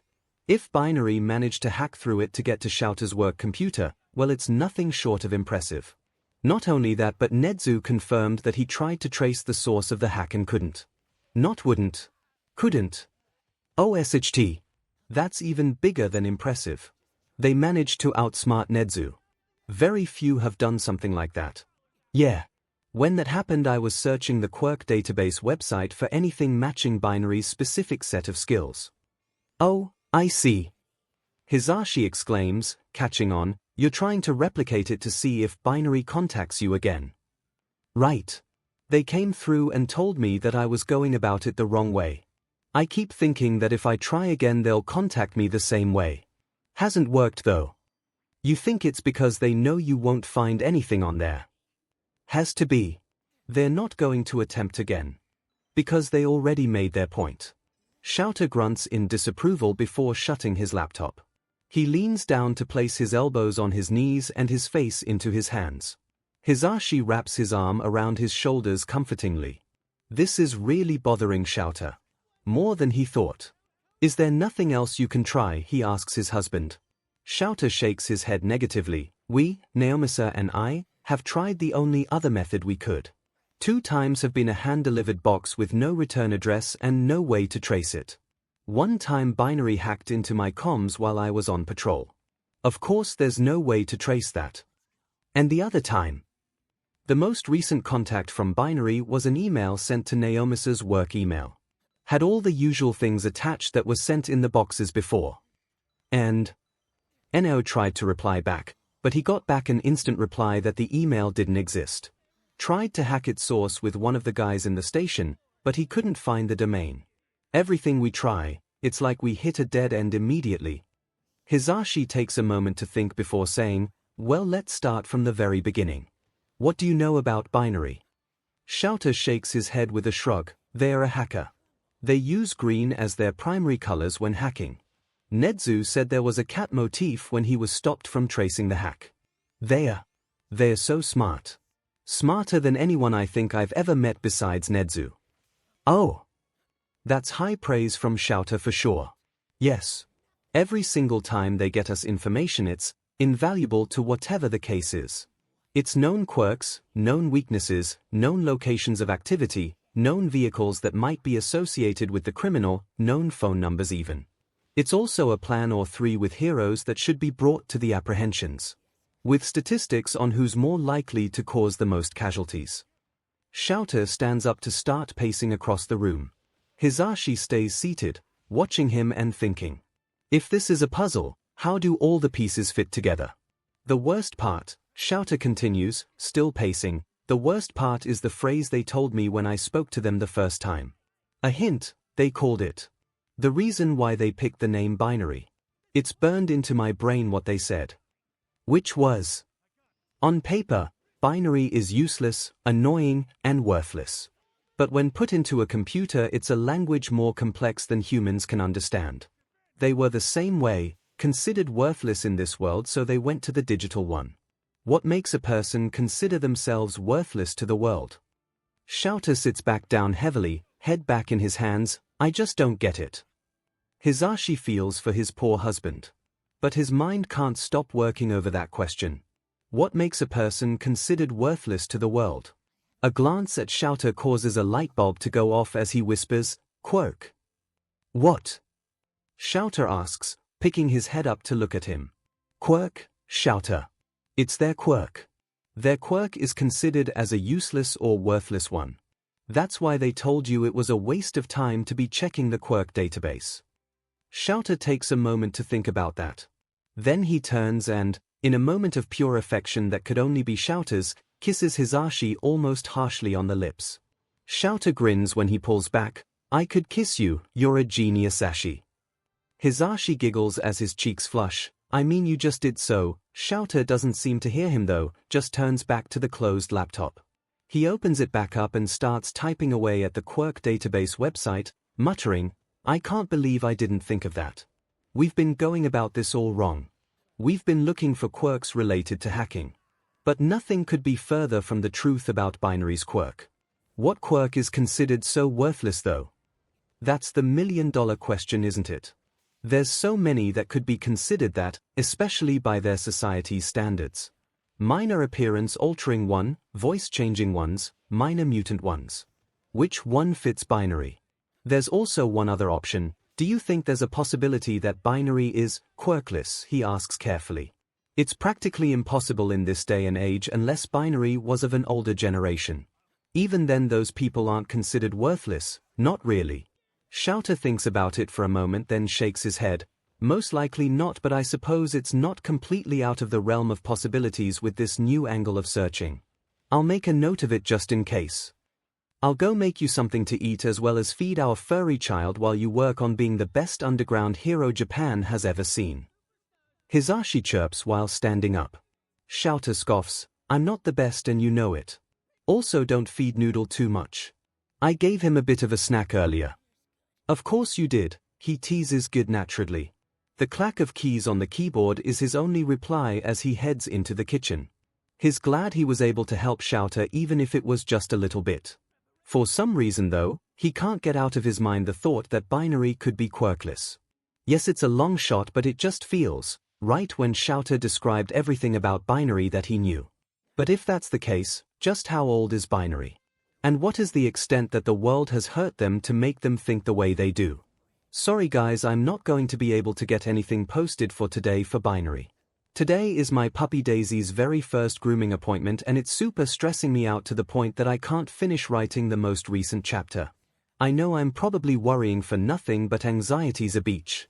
Sorry again. Edit. I finally figured out how to do images. So have some puppy pics as promised. You may have to open them in a new tab for them to show though. I'm still learning this stuff. And this is what she looks like now that she's been clipped. Also have one of her and her brother. 𝐒𝐭𝐚𝐲 knocks on the door of a slightly familiar apartment complex. It's only slightly familiar because he had been here once before for a case several years ago. He finally remembered the name of the victim. That Shinsu Hitoshi reminded him of. He waits patiently for the door to be answered but furrows his brows in confusion when there's no response. He's fairly certain he should be home by now. Or still home by now. As far as he remembered, the boy does online school. He knocks again, louder this time just to see if maybe it wasn't heard the first time. There is still no response. How odd. Can I help you, dear? A kind old neighbor lady asks him as she approaches. Actually yes. I'm looking for the tenant who lives here. One Midoriya Izuku. Do you know if he's out or when he'll be back? He inquires of her. The woman makes a sad sound and shakes her head. I'm afraid you won't see him around here ever again. He moved out just a few days ago. I don't know where he moved to, though. Don't even have his phone number. He was always so quiet and sweet. Never spoke to any of us beyond a small hello. Probably afraid of how he would be treated with his condition. Poor dear. That's right. 𝐒𝐭𝐚𝐲 remembers now that Midoriya is quirkless, a rarity in their age for someone as young as him. It's part of the reason Iwai won his case so swiftly against Midoriya's extremely neglectful parents. He was actually surprised to learn at the end of that case that Iwai himself didn't take the boy in. The blonde did assure him that he offered, but Midoriya refused for fear of being a burden to the lawyer. Kid has probably thought of himself as a burden his whole life. He seconds the lady's observation of Midoriya being a poor dear. Do you think the landlord might have an idea of where he moved to? He asked her next. Probably not. The landlord didn't much care for little Midoriya. She glances around before leaning in to whisper conspiratorially to him. To be quite honest, the man absolutely hated the child. Constantly called him a waste of space and told tenants that he would raise their rent if they were ever seen associating with him. Does he know that that is a very illegal thing to do? His voice is just as quiet as hers. I don't think he rightly cared. I think he thought the police wouldn't care either. I think most of the other tenants thought the same of him. Or either bought into his threats. It wasn't a good situation all around, she sighs sadly. 𝐒𝐭𝐚𝐲 shakes his head in near disbelief. The nerve of some people, he swears. Well, at least it's some information to work with. He tips his hat to the woman. Well, thank you for the information you did give me. I'm afraid I've hit a dead end for now, unfortunately. Still, your help was much appreciated. She nods happily. Anytime, dear. If you happen to find where little Midoriya went, let him know that Sado-san asked after him and that she hopes he's doing well. He readily agrees. It's an easy enough task to complete after all. She bows to him in farewell and he tips his hat again in return. He heads down the stairs as he contemplates what to do next. It was an understatement when he said he'd hit a dead end. The main reason he was seeking the boy out was because he mostly wanted to speak to Midoriya, since he had insight into the inner workings of being a victim in a case like Shinsu-kun's. The situations were almost identical. Kids abused by parents and the school they attended seeking to live independently for their own safety. Granted, with some major differences, such as Midoriya's abuse from his parents being neglect and Shinsu's abuse from his parents being physical. Regardless, it would have been a very good insight to have. Perhaps he could ask Iwai if he knew of Midoriya's move and where he'd gone if he did know. Iwai did have a soft spot for the boy far beyond the kid just being a client of his. He even stated to 𝐒𝐭𝐚𝐲 before that he often checked up on him after the case was concluded just because he was a bit worried. He does hate that he only got a true back from his quirk when Iwai told him that Midoriya was fine and extremely self-sufficient on his own. He's not a parent, just an older brother, but even he knows kids aren't supposed to be self-sufficient. No one should ask a literal child to be an adult. He can't imagine how he would feel if Makoto was in Midoriya's situation. Sure, she's 18 now, but still. Point being, he'll start with contacting Iwai later. He's in a case right now but should be done by about 3 in the afternoon. His cell phone rings suddenly in his pocket. That's odd. Who could be calling him right now? He pulls his phone out and checks the caller ID. Eraserhead. Odd. Why is he calling him while off the clock? Does he have class? He accepts the call and greets with, 𝐒𝐭𝐚𝐲 speaking. 𝐒𝐭𝐚𝐲, it's Aizawa. The doorman's voice comes through the receiver. What seems to be the problem, Aizawa? He asks curtly. I meant to contact you earlier, but I've been busy with classes all the way up until now. Yamada and I made a revelation last night about binary. That catches his attention. He ducks into a park to settle at one of the benches and give Aizawa his full attention. Go on, he prompts. I had been scouring the quirk database in an attempt to prompt binary to speak to me again through my computer. It didn't work and Yamada found out what I had been doing and my dilemma with it. I explained a bit about binary, him being sworn to secrecy of course, and he figured out that binary's speech to me the first time. It had a deeper meaning. A deeper meaning, he prods for more information. Yes. When they said that binary code is worthless outside of a computer, it translates to how binary sees themselves. They see themselves, no, they see their quirk as worthless. It clicks immediately for 𝐒𝐭𝐚𝐲, reiterating aloud, we've been searching for someone with a hacker's quirk, but in reality we need to be searching for something the exact opposite. Precisely. But that poses the next problem. The list is endless on what could be considered a worthless quirk. Hell, in the right situation, my quirk is worthless. So what is their definition of worthless? What do they consider worthless to the point that they turn to hacking? The other man muses on the line. They probably were bullied extensively for it in school. May have even tried to get into a hero school and was rejected because of their quirk. Especially with how knowledgeable they are about you working at UA. Know of anybody off the top of your head that was turned down for the hero or support course at UA in the last few years? One that may have been able to hatch a plot for a bit of revenge heavily disguised as poetic justice. The man hums softly as he thinks for a moment before a sigh rolls out of him, negative. I'm sure Nedzu would have put a name to them if that was the case anyway. He's the one who documents all the rejected applicants.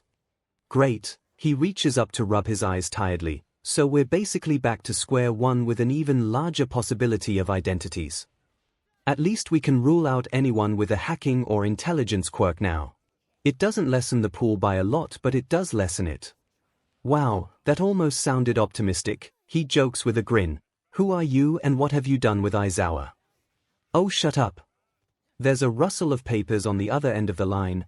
I'll start compiling a list of possible suspects. Granted, it'll be a big list, but I may be able to cross off a couple more as I go. Good plan. I'm following up a lead on another case I've got.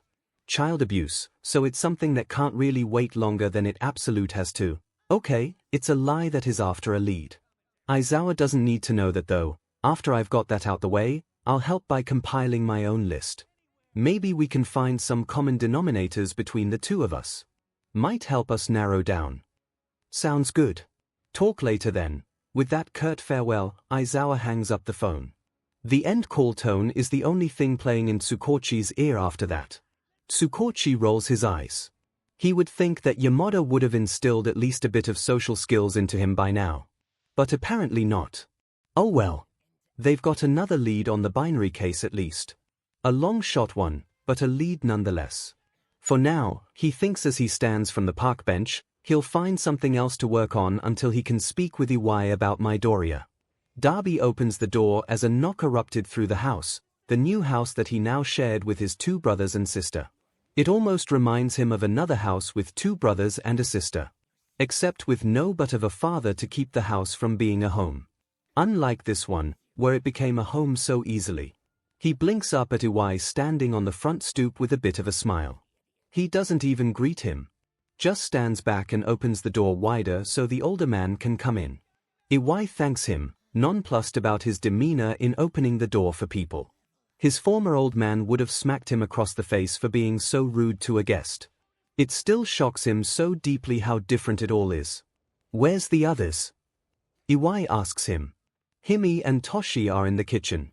He's helping her catch up on the schoolwork she missed while she was homeless. He jerks his thumb towards the kitchen in emphasis. Aizu believes that if they can get her caught up by the end of this school year, they'll be able to all go into high school together. Iwai nods. That's good. It's a good thing that Aizu and Toshi are so good with online school to be able to help her. What about Aizu? Where's he? He looks for the right words for the room that Izuku had set up in home office.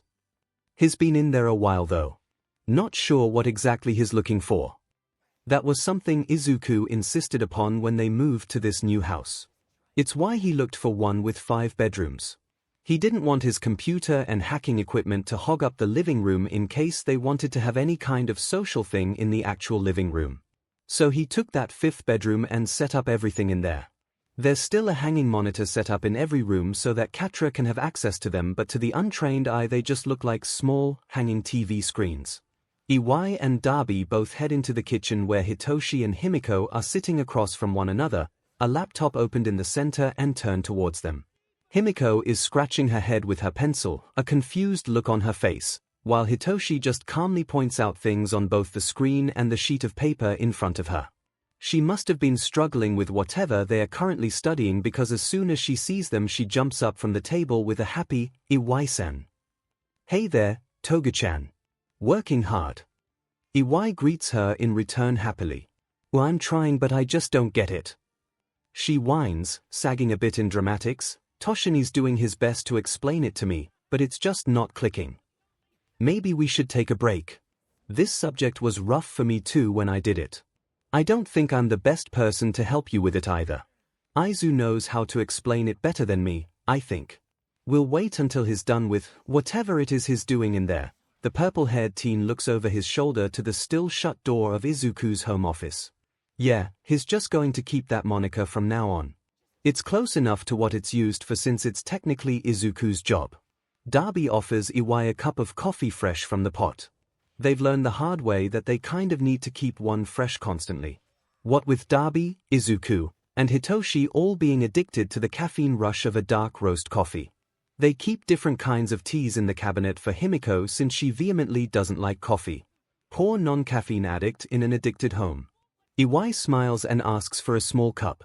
Can't drink too much, he explains as Dabi pours him one. Doesn't work well with my quirk. Cold-belted part of it makes my heart beat slower. Might send me into early cardiac arrest if I ingest too much caffeine and I already get enough of that from my kids. Himiko giggles at that. Hitoshi just rolls his eyes as Dabi passes the cup off. Iwai is 2 sips in when the door to the home office bursts open. Izuku is screaming, "It's F robots!" He comes rushing into the kitchen, skidding to a stop in front of the table. He pauses his excitement upon noticing Iwai's presence. "Oh hey Iwai-san," he greets calmly with a smile. "Hey yourself kid. What's got you so worked up?" The older man asks him, taking another sip of his coffee. "Oh yeah. Robots. Toshi, it's Fing robots." He looks thrilled at this information as he turns back to Hitoshi.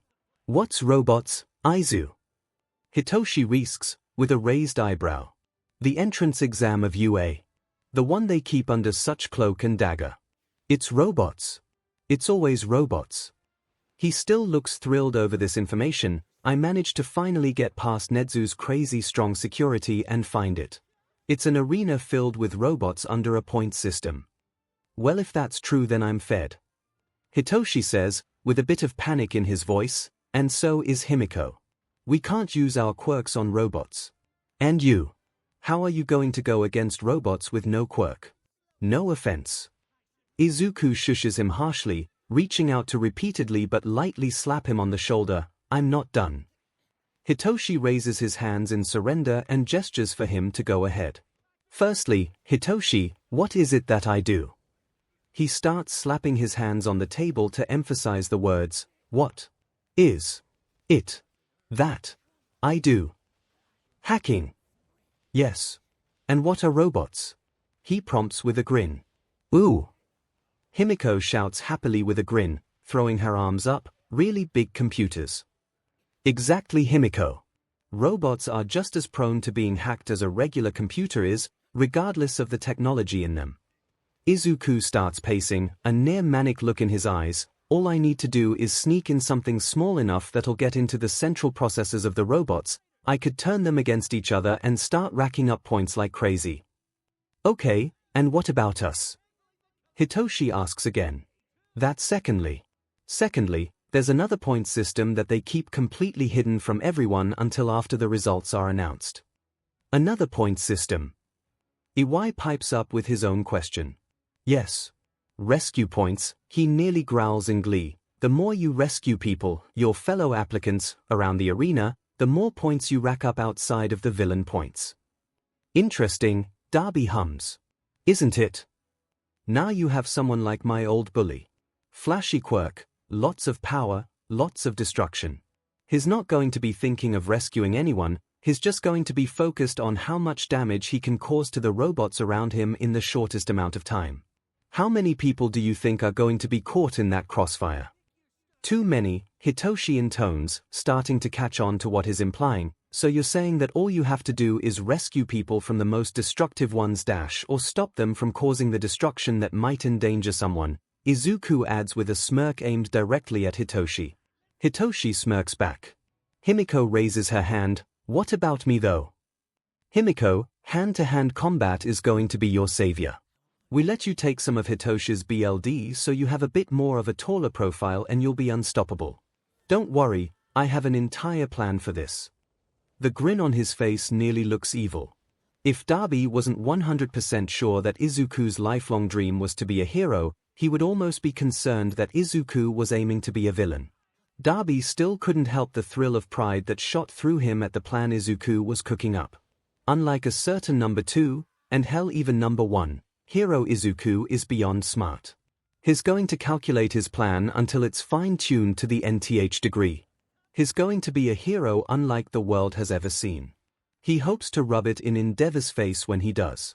As quick as it came, the maniacal face of Izuku's drops to his normal soft one as he smiles up at 𝐒𝐲. So why are you here again, 𝐒𝐲-san? Not that it's not great to see you, of course. Oh yeah, the man says, putting his now empty cup in the sink. I just wanted to congratulate you on having the best luck known to man. Here. What are you talking about? Izuku looks confused. The rest of them are too. What was 𝐒𝐲 talking about? Apparently, Detective Tsukuachi is looking to talk to Midoriya Izuku due to the fact that his case outcome is so similar to the outcome we want for Hitoshi-kuen's case. Everyone exchanges glances with each other. That could potentially be disastrous. Especially if Tsukuachi comes to their home and notices that Izuku and Hitoshi are living in the same place with Himiko. Another case 𝐒𝐲 is heading with the hope of filing for independent custody of herself. 𝐒𝐲 crosses his arms over his chest. Like I said though, you have the best luck known to man because I just told him on the phone that I knew you had moved but not where. The text came through with your address just as I hung up the phone with him. Katra pops up on the screen behind him. Actually, it wasn't luck. That was me. I found your open channel on your work phone with Tsukuachi-san. I knew if you had received a text from Izuku-kun, who is also binary, at the same time you were speaking to him, it could spell trouble. I delayed the message by several minutes so you wouldn't receive it until you were off the phone with him. Thank God for you then, Katra. I don't know how I would have lied without lying to him if you hadn't. I figured as much. I was happy to assist, she purrs, tail swaying happily. 𝐒𝐲 nods to her before turning back to Izuku. So what's the game plan? I need to ensure that Tsukuachi doesn't come here.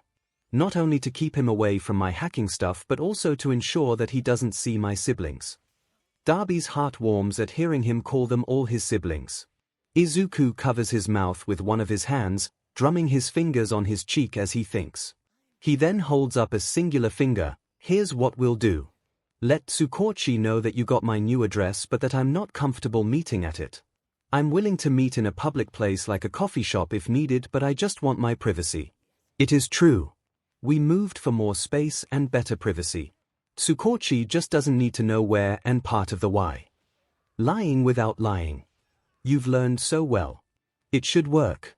Well enough to trick Tsukuachi's quirk at least. 𝐒𝐲 nods in agreement. Alright, that's what I'll do. Hopefully, he won't do too much probing. Don't know how I'll get around it if he does. If he tries, change the subject as calmly and as seamlessly as possible. Talk about your kids or Hitoshi's case or something. His quirk shouldn't tick at a misdirection, especially if it's something that he'll expect you to want to talk about. Right. Forgot you're the quirk expert here. He snaps his fingers into a finger gun with a smirk. That should do it then. I'll be off. Let you guys go back to whatever it is you need to do next. Yes. I need to start prototyping some kind of hacking conduit to get into the robots. Then I need to start planning on how we're going to do this. Izuku mutters to himself, SHD eating smirk climbing across his face. Izuni. Himiko whines, before you do that, I need help. I don't get this homework and Hitoshi's not explaining it in a way I understand. Sorry Toshini. Hitoshi shrugs as Izuku snaps out of it again. Oh, yeah of course. I'll help you, Himine. Darby shows Iwai out as Izuku sits down at the table with Himiko and Hitoshi to explain whatever problem Himiko is having issues with. Darby smiles. He has good siblings. Horrifying ones but good ones nonetheless. He frowns a bit to himself. He wonders how his actual siblings are doing. He hopes they're okay. He wishes he could have given them a home like the one he's found here. But it just wasn't in the cards according to Todoroki Enji. Hisashi whistles to himself as he's patrolling. To most, this wouldn't be an odd sight. A truly present MIC thing to do, whistling jovially while you work. To those that actually know the real side of MIC, Yamada Hisashi, they would know that he's doing it to distract himself. Mainly to distract himself from his own emotions. He can admit, he's a little miffed at Shouter for completely ignoring his suggestion about binary when speaking to the lead detective on the case. He knows it's a really out there idea and that he genuinely just forgot in the heat of the moment, but at the same time it was just one simple thing that he would have had to tell Tsukochi. He knows it's out there, he's aware of that. Yet he just can't shake the feeling that being quirkless fits. No one thinks they're more worthless in this world than a quirkless person in a quirk-filled one, despite how untrue it is. He's worked with the younger quirkless population before. He knows how they think of themselves. He knows how society thinks of them too. It's all just so wrong. His radio crackles to life with a connection, pulling him out of his musings. There's nothing on the line but static for a moment, so he calls, "You're live, listener. What you got for me today?" Ah, the voice is very distorted and causes his hackles to raise in suspicion, so this is present MIC's line.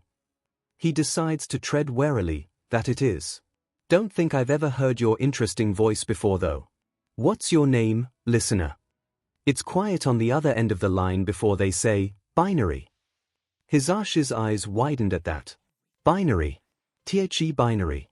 Why are they contacting him? By your silence I take it you've heard of me from your associate. Binary asks when the silence stretches too long. Hisashi shakes his head, you don't have to hide it. I know you know that he's my husband. Wanted to be discreet. Didn't know if you were alone. Kind of you, he says sincerely. Clearly Binary has done all his homework about him. Not surprising based on what Shouter has told him. So what made you contact me today, he asks them. You were around. The only other person in the area is Endeavor and, while he could be useful for the situation at hand, he just caused more destruction in his wake. Plus, he's a PP. Hisashi chokes down the laugh that threatens to come up at that. He clears his throat, fair enough. What's the problem? You're currently traveling west down 8th Street, right? Binary asks him, the sound of clicking keyboard keys lightly traveling through the line. You can see me? He asks back. They're right, of course. Hisashi just doesn't know how. Not you exactly. I can see your car. Street cams. Ah. Yes I am, then. Why? There's a building on fire 3 blocks away on Ironwood Street. Apartment complex. There's at least 4 civilians inside based on calls to emergency services. Closest firefighters, both hero and regular, are 40 minutes out. That's too long, people will die before then. But you're basically right there. But how can I help? The building is on fire. There's nothing I can do about that. What was Binary getting at? How could he possibly help with a fire? An exasperated sigh erupts from the line. Just drive that way and I'll explain as you go. If you decide after my explanation that you can't do it, then you can leave and I'll try to contact ENPP-4. He mutters a complaint that Binary is pushy but still follows their instructions. He waits quietly for Binary to start explaining. Okay, they start. So a fire burns using 3 main ingredients: heat, fuel, and oxygen. The way you put a fire out is by taking away one of those ingredients. Most times in firefighting, it's heat that we take away by dousing it with water or, in extreme cases of large fires like wildfires, fuel by removing anything else for the fire to burn. Right. Basic science, he agrees. He knows this. But what if I told you that there's a third method by taking away the oxygen? Really? He swings right towards the plume of smoke he can now clearly see over the rooftops. Yes. There's 2 ways to do this. 1. Create a vacuum effect by skiing all of the oxygen out of the air rapidly, such as using 13's black hole quirk. Not ideal in this case because it could cause the weak foundation of the building to collapse into itself thanks to the lack of oxygen. And 2, he prompts. Force the oxygen out of the air with sound waves. They reply giddily. 𝐒𝐻𝐻's eyes widened again in realization as Binary continued with, it's called an acoustic extinguisher. Basically, the sound waves force the oxygen away from the fire, disrupting the combustion triangle and forcing the fire to go out. I think, with your quirk, you could do that. Isolate your voice quirk on major flame sources at a low enough volume to not cause external damage. The fires go out and the people inside are saved. 𝐒𝐻𝐻 finishes, he nods to himself, alright, I think I can do this. Don't worry. I'll SWCH to your inner comm once you get there. You won't be alone while doing this. I'll be there to help walk you through it if you need it. 𝐒𝐻𝐻 resists the urge to put a hand on his chest. That's very sweet of them. 𝐿𝐻𝐻 didn't say that they could be sweet. Witty, yes. Smart as a WHP, absolutely. But sweet. 𝐒𝐻𝐻 pulls up the scene and looks at the building. It's a common apartment building with 4 floors on it. It seems the fire started on the left side on the 3rd floor and was slowly moving up and right. He gets out of the car, calling into his now active headphones, "Can you hear me, listener?" Affirmative, the distorted voice of Binary says now in his ear, "You can hear me right. Loud and clear. Now let's do this." Right. Since smoke and heat rises, you're going to want to start from the bottom up to preserve your own oxygen for this. There's more keyboard clicking in the distance as 𝐒𝐻𝐻 makes for the stairs. Binary continues talking. The fire apparently originated in apartment 33.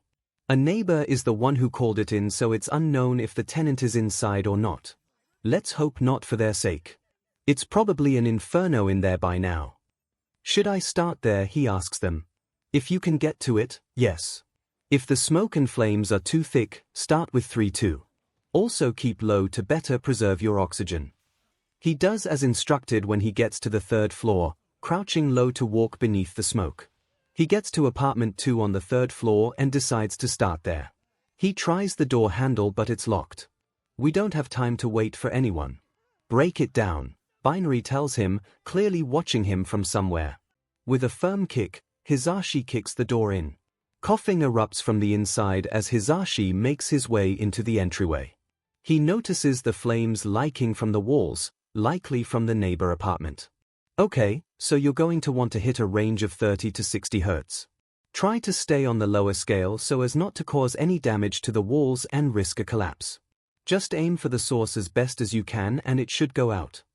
He takes as deep of a breath as he can and cups his hands around his mouth to better direct it. He aims for the fire's source and lets out a low shout. Just as Binary predicted, the flames flickered before going out. 𝐒𝐻𝐻 gasps in happy shock, it worked. Great. Get that person I heard out of there, then move on to 3-3. The faster we get out the major source of the fire, the better. Plus, I don't know how long it'll take for that wall to reignite. He continues deeper into the apartment, using the same trick as before whenever he notices any source of flames. He starts coughing at one point due to inhaling while standing up too far. Get down and take a breath. It wouldn't do if I had to explain to your husband that you died of smoke inhalation, Binary instructs firmly. He does as is told and takes several breaths in the less saturated air near the floor. He then moves again, finally reaching a young woman probably in her early 20s laying on the floor. He hoists her up into a fireman's carry and makes his way back out of the apartment. She's breathing heavily but 𝐒𝐻𝐻's just thankful she's breathing at all. One of the other tenants of the apartment is crouched at the top of the stairs. He calls out to 𝐻𝐻𝐸. 𝐻𝐻𝐸 makes his way over. "I saw you go in," the guy tells him, shouting over the roar of the flames, "Thank God you found her. I was worried when I didn't see her standing with the rest of us." "Can you take her down to the street?" he asks, passing her off as the man nods. He makes sure the guy has his footing on the stairs while carrying her. He then goes back to the apartment line, now heading for 3-3, the source of the flames. Emergency services are getting calls now that you're on scene. Be prepared to be a hero again. Binary sounds cheerful before sobering, but also don't get cocky. If you need a break, take one. Can't have you dying on us now. I'm fine. Headed towards the main source. Advice, listener. He prompts. Like I said before, it's probably going to be an inferno in there. Up the hertz of your voice if you can to cover more area and put it out quickly. Just be wary. 𝐻𝐻𝐸 doesn't even try the knob of the door this time, too afraid that it'll be too hot to the touch. Instead, he just goes ahead and kicks it down. The flames like out from the get-go. Binary was right. The fire is out of control here. He shouts the fire down, upping the decibel level of his voice just a bit to hit a bit harder. The fire dies back a bit as 𝐻𝐻𝐸 drops into a crawl to get into the apartment. He gives short bursts of his quirk at the flames around him. They slowly start to fully die down. He starts to feel overly suffocated and moved back out of the apartment to take a few breaths of the outside air. When he's got his breath back, he heads back in. He puts out the rest of the flames and searches the apartment over. He doesn't see anyone, and it seems the fire started because someone forgot to turn off the stove. "I don't see anyone here, listener," he tells Binary. "Then they're very lucky. All the fire out in that apartment." "Yep." "Good. Then head to the next apartment before heading up. Once we get all the fire out and make sure everyone's out of the building, we'll be in the clear." 𝐻𝐻𝐸 nods, even though he knows Binary can't see it. He moves out again to the next apartment. The flames are just like the ones in 3-2. Less intense since he put out the main source, but still just as dangerous. He puts them out with well-aimed shouts before calling out, "Hello. This is Present MIC. Anyone in here? Is the fire gone?" A small and timid voice asks from a room off to the side. The door is shut. 𝐻𝐻𝐸 smiles. "It is, little listener. It's safe to come out now." The door slides open, revealing a small child. A little girl. She's covered in soot but otherwise seems okay.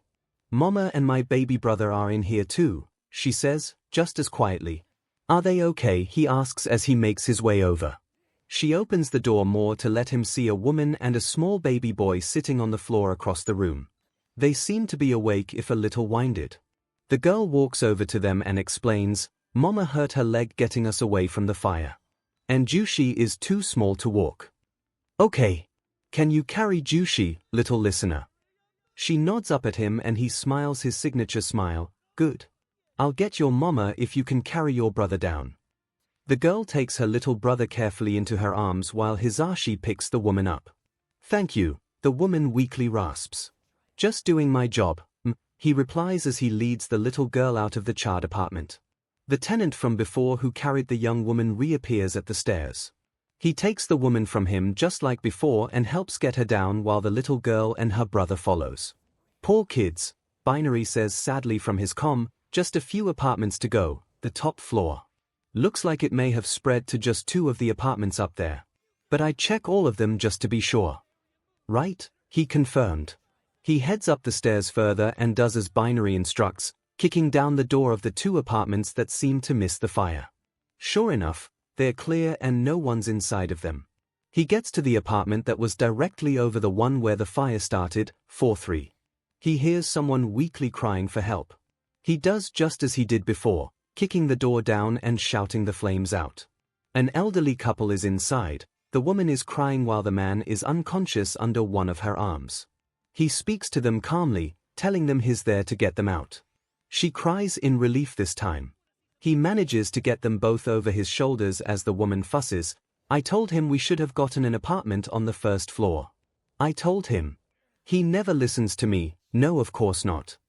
He chuckles lightly to himself, being reminded of his own husband and himself from earlier. He makes it out of the apartment to the stairs again just as the man rounds the corner. He looks in shock as he sees the two elderly over his shoulder before reaching the top of the stairs to shout to the onlookers on the sidewalk, "Hey! He's got two this time. Someone come help me."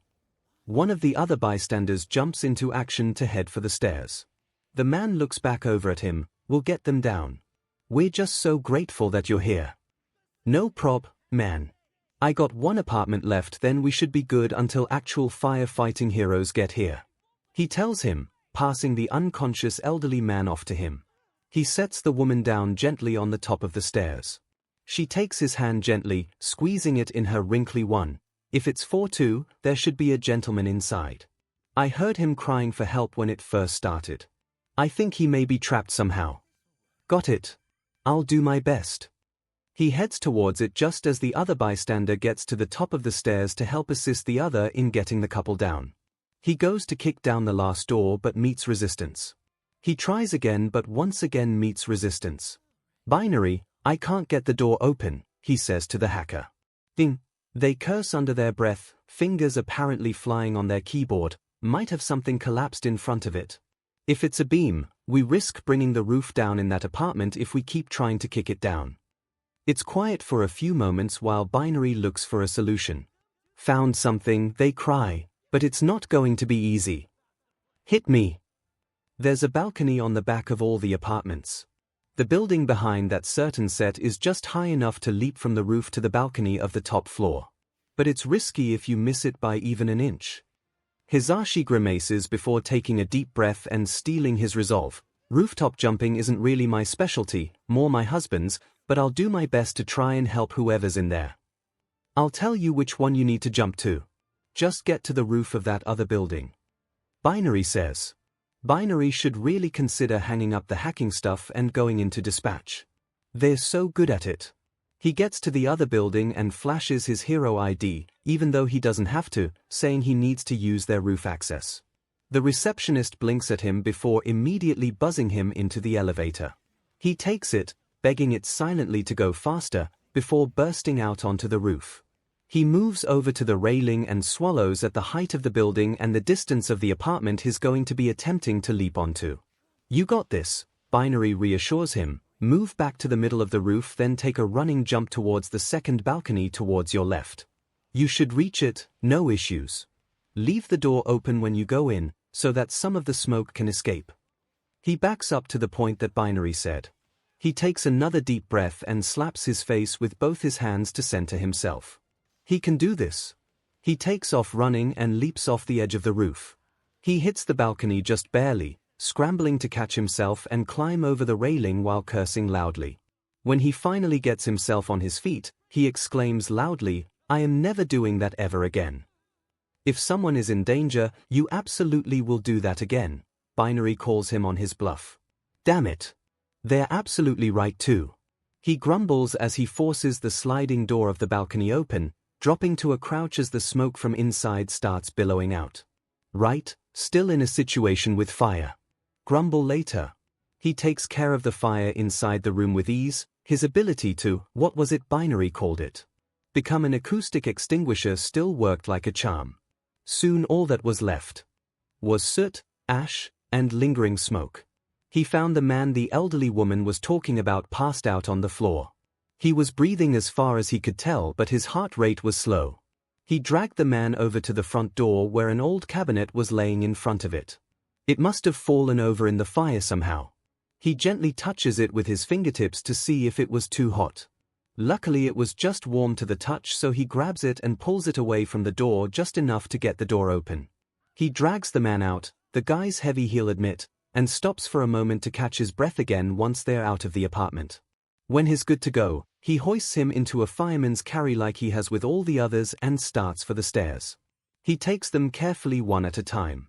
The guy from earlier comes to help him again, making sure he doesn't lose his footing and risk hurting himself and the victim over his shoulder any further.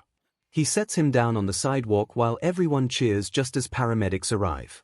He flashes them finger guns as they get to work, checking everyone out and putting those who need further medical attention onto gurneys. Backdraft arrives a moment later with a fire truck. He seems shocked to see that the fire is already mostly out and that all civilians are currently accounted for. He approaches Hisashi, who smiles at him widely. "Is it just you, present MIC?" he asks. "Yep. Far as I'm aware. Though, some of the listeners here could be called heroes themselves for stepping in to help get people to safety." He gives a thumbs up to the guy who helped ferry people down the stairs while he was working, who flushes in gratitude at the recognition. "What did you do? How did you do it?" the Waterhouse hero asked next. "Don't let him know about me," Binary interrupts from his comms. "Most heroes don't know I exist.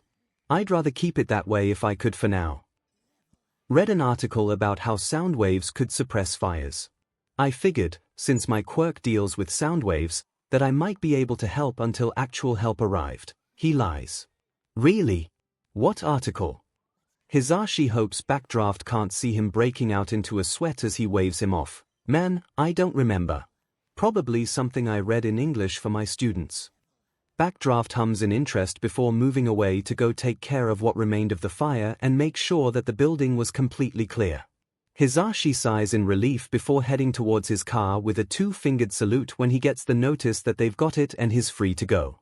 He sighs again as the adrenaline from before starts to wear off as he sits down in his car. "Good thing he believed that lie," Binary says. "Yeah, no kidding." He chuckles before it dies down and he asks the hacker, "So why ask me and not Endeavor, again? Not that I wasn't helpful, but how would Endeavor have been helpful at all? His quirk is just flames." A hum comes through the line. "You ever hear of fight fire with fire?" "Yeah. That phrase is quite literal. You can cause a fire to burn itself out by lighting another fire near it.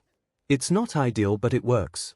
I would have asked the number PP hero to do that if I had to contact him. Though I think it would have been a bad idea because even if he did help, he probably would have gone way overboard and caught something else on fire after putting out the first one. He's not big on civilian rescues anyway." "True that," Hisashi mutters in agreement. He feels tired. Overly tired. "You should go home, present MIC. I'm sure the scent of fire and ash is clinging to you and you should get some rest anyway. Adrenaline drop is rough to deal with without a nap. If you need me to, I can contact your agency and pretend to be a dispatcher or something. Let them know that you have to go home for a bit." Once again, he's hit with how sweet Binary can be. He chuckles to himself. "No thanks, listener. I'll call them up myself. Thanks for the offer though. I should be thanking you. I knew you would have knowledge of me from Eraserhead, but you trusted me without second thought. If you hadn't, I don't know where those people would have been. So thank you," Binary tells him seriously. Hisashi smiles and hums in reply. Binary stays quiet for a moment then speaks again. "I'll disconnect now. Call your agency, go home, get some rest." Binary's orders. "Thanks again though." The line clicks off. No static, no white noise, just silence. Binary's right though. He needs to go home. Take a page out of his husband's book and take a nap. He cranks the car as he makes a mental note to tell Shouter about the interaction. And about how sweet Binary is. Izuku squints as he very carefully connects the small computer chip to his hacking conduit build. He wants to make sure it's in the exact right place and that he hasn't disrupted anything else in the circuitry that might cause it to malfunction or to not work as intended. It's his third prototype and he hopes it's the last. The first one hadn't had enough power to hack a robot as large as the ones he had seen in the blueprints in the UA entrance exam files. The second had enough power but not the capability to get through Nedzu's crazy strong security on the bots. He's hoping this third one will have the perfect balance of both while still being small enough for him to smuggle in on the day of the entrance exam. In between working on this, he's also been training with Hitoshi, Himiko, and Darby with hand-to-hand combat for all of them. They're all making extremely good progress. Himiko's takedowns are flawlessly smooth now and Hitoshi has a lot more upper body strength than he lets on. Both are able to put Darby, who's almost twice Hitoshi's size, to the mat a few seconds after someone calls start. If things keep progressing the way they are, they'll definitely be ready for the entrance exam. Izuku's goal is to get into Class 1. Hitoshi's goal is 2. Himiko said she wants to get into 1A to be with them, but, honestly, Izuku's secretly hoping she'll get into 1B. Working with Vlad King would be extraordinary for her with their quirks being so similar. He could really help her go far in the hero world. Regardless, they're all getting in if Izuku has anything to say about it. He sets the chip down gingerly and sighs in relief as he notes it's in the correct spot. Good. Now for the other parts. Izuni. Himiko's voice calls as she knocks on the door of the newly dubbed home office. He looks over his shoulder at the door and sets aside his tweezers, calling back with, "Come on in, Himine." She opens the door and walks in. It's not like he kept it locked, but all his siblings were still kind enough to knock anyway. She heads to the desk opposite of the one he's working on so as not to disturb him to set one of her school workbooks down on it with a frustrated sigh. "I need help, please. And Toshini's doing that English test, so I don't want to ask him." Of course, he cheers, moving to stand beside her. "What are you having trouble with?" Math." She groans in anguish. "There's too many rules with it that I don't get. Why can't everything just be easy like literature or history? Even science to a point I understand since my quirk is scientific in nature, but math. Math 𝐂𝐿. Izuku laughs and pulls his chair up so he can sit beside her. He keeps 2 chairs in the office just on the off chance that someone needed to come in for a while. He's glad he's got them. Himiko points to a problem in her book. "Okay, so here. When I'm solving for x in this problem, do I do the parentheses part first or the multiplication part?" Parentheses first and always first. If you do any other part of the problem first, you'll wind up with a completely different answer based on whatever you come up with, he informs her. "Okay, and what about a problem with division like this one?" she asks, pointing to a different problem, like, "Do I round the remainder to the whole number or not?" Depends on if the problem tells you to. Most times you will round it to the second decimal point, but just make sure to read the problem for clarification on if it's to the nearest whole number or a certain decimal place. So many rules, she grouches while scrubbing her nails through her hair. Izuku laughs at that and continues to help with figuring out more of the problems. He's always gentle and thorough when explaining how each of them are to be solved. He supposes if he didn't have as much motivation as he does to be a hero, then he could have been a teacher. Hitoshi and Himiko have both said he'd be very good at it. Still, he's going to be a hero and prove everyone who's ever had a bad word to say about him wrong. He's sure of it. By the time they're just about to finish up, another knock comes at the door. Izuku calls for them to come in and Hitoshi steps inside, saying, "Hey, sorry Himi. I saw you coming up to me for help, but I had that English speaking test to do. Did you and Zu figure it out?" She scribbles down the answer for the final problem of the chapter before closing the book with a wide, fanged grin. "Yep. Just got done. Just a few more chapters and tests to go, and I'll be all caught up for middle school and ready for high school with you and Aizen." "Awesome. What about you, Zu? Have you finished your hacking prototype thing yet?" Hitoshi turns to Izuku when asking the question. "Almost." He rolls back over to the table he was working at. "I've just got one more piece to put in then to test it. Depending on the results will show if I need to make a 4th prototype or if it'll be ready to be used at the entrance exam. I've got high hopes for this one though. Want to watch me test it in a few minutes?" "Yes." Himiko cheers while Hitoshi shrugs with a, "Sure, why not?" He smiles and quietly finishes up the prototype with steady hands. After making sure all the wires and circuitry were connected correctly, he moves over to his computer setup. "Katra, time for a test simulation." Sei's ears perk up at that and she stretches on the computer screen before sitting down primly with her tail swaying, running test 3 for the hacking conduit prototype. Parameters are the same, high power capacity with security settings similar to Nezu-san's. "Whenever you're ready, Izuku-kun." He attaches the conduit to the computer tower. Luckily, he made it so it just sticks to it before finding the power source and CPU from the outside. It would have been much harder if he had to make it somehow penetrate the robot's shell casing to get to the CPU. Izuku pulls out his phone and taps several things on the screen. The conduit beeps 3 times with red flashing lights before the lights turn solid green. Hacking was successful. Katra purrs. Time was 8.03 seconds. Power supply is stable. Connection is secure. All processes are currently yours to control. Yes, it worked, he exclaims. Himiko cheers as well, and even Hitoshi makes a small sound of triumph at the success. He doesn't really take note of them though, mind already taking in his success. The hacking time was good, but it could be better. I wonder if I can streamline it by upping the connection capacity without losing too much power strength or space availability. Take a break, Izuku-kun. Katra tells him firmly, this trial was a success. This prototype works. Enjoy some time away from working on it and then come back to it later. If nothing else, it will at least work for your entrance exam and you can work on making it better after you get into UA. C8 is right. You've been working really hard on that thing for almost a week now. You should take a break, Hitoshi agrees. Yeah. And we need ice cream. Himiko insists while jumping up and down. Accomplishments should always be celebrated with ice cream. Izuku glances between the both of them before smiling fondly. His newfound family really is so amazing. All right. Let's go find Dabani and go get some ice cream. Katra, will you find us the best place? Certainly. Izuku picks up his phone that Katra is now occupying the screen of. He slips it into his pocket as he, Hitoshi, and Himiko all leave the home office. He does need a break anyway. His eyes are strained from staring at such small parts and his hands are cramping from trying to set said small parts correctly for so long.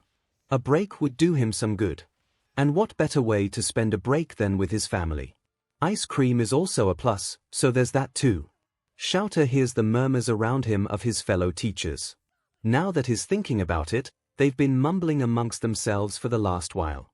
𝐿𝐴 just hadn't fully noticed beyond an initial thought of it since he's busy working on both his cases as well as starting to get things ready for the next school year. Sure, it's still several months away, but it never hurts to prepare early.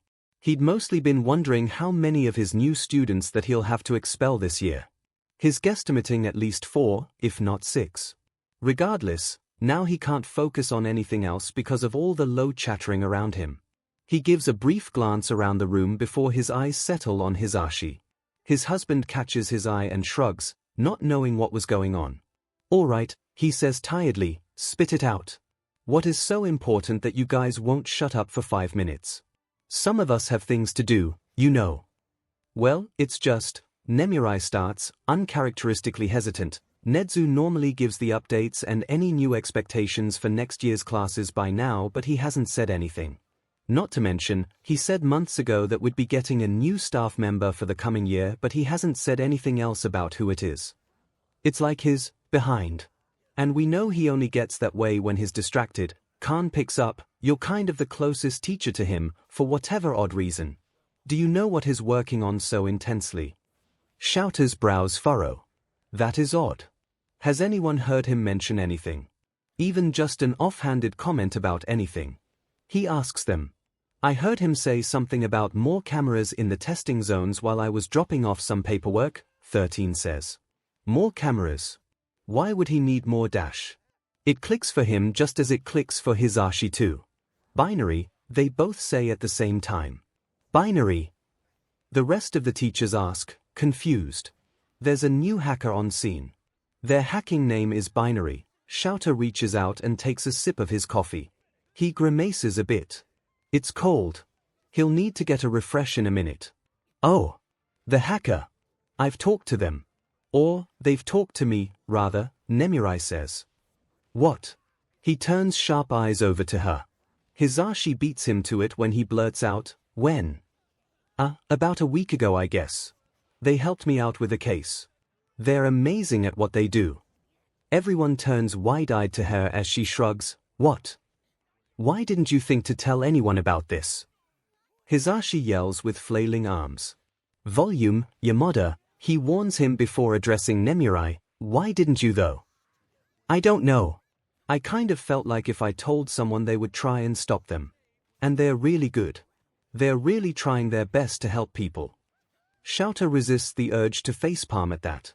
Snipe slowly raises his hand behind Nemirai. I have also had contact with Binary. What? Hisashi blinks at him in astonishment now. The gunslinger hero shrugs. My reasoning is kind of the same. They helped, they didn't do anything to impede me, I didn't see a point in saying anything if y'all were just gonna try and stop them. Well, that ship has long sailed, Hisashi says. What? They both ask him. Shouter sighs. Couldn't Hisashi have had just a bit more tact about this? He does still explain to them, I've been investigating binary at the request of Tsukochi for months now. I'm still no closer to figuring out their identity.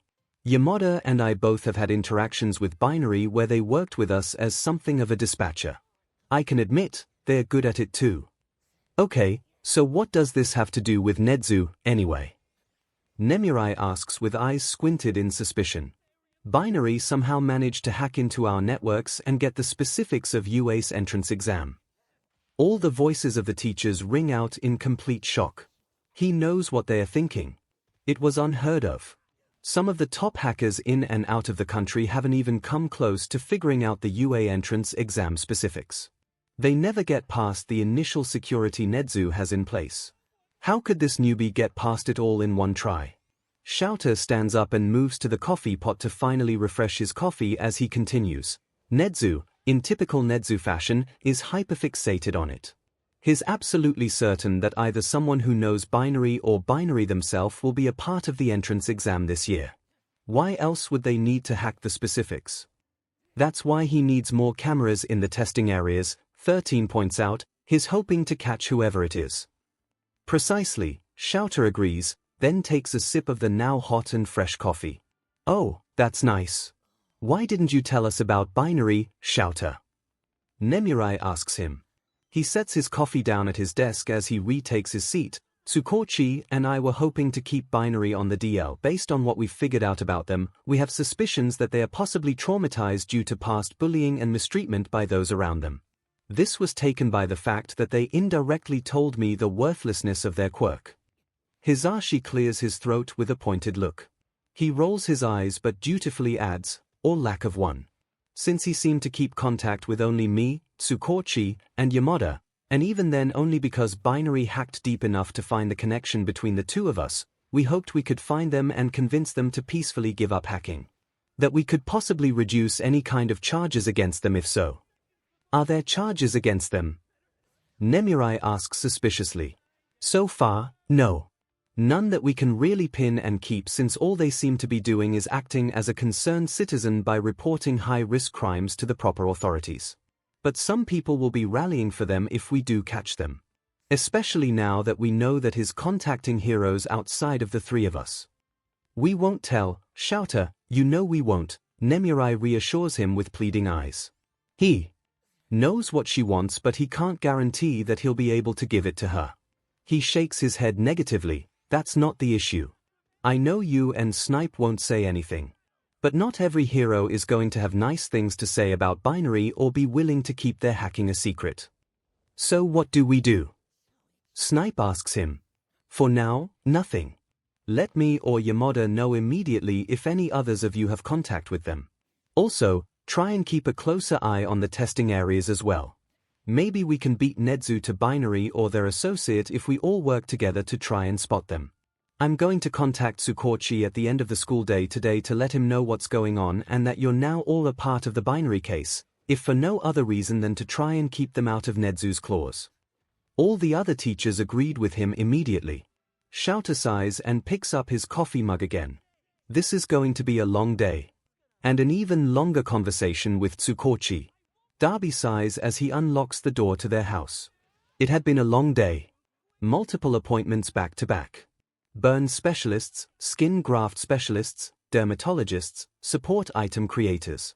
Plus trips to the pharmacy and searching for work in between.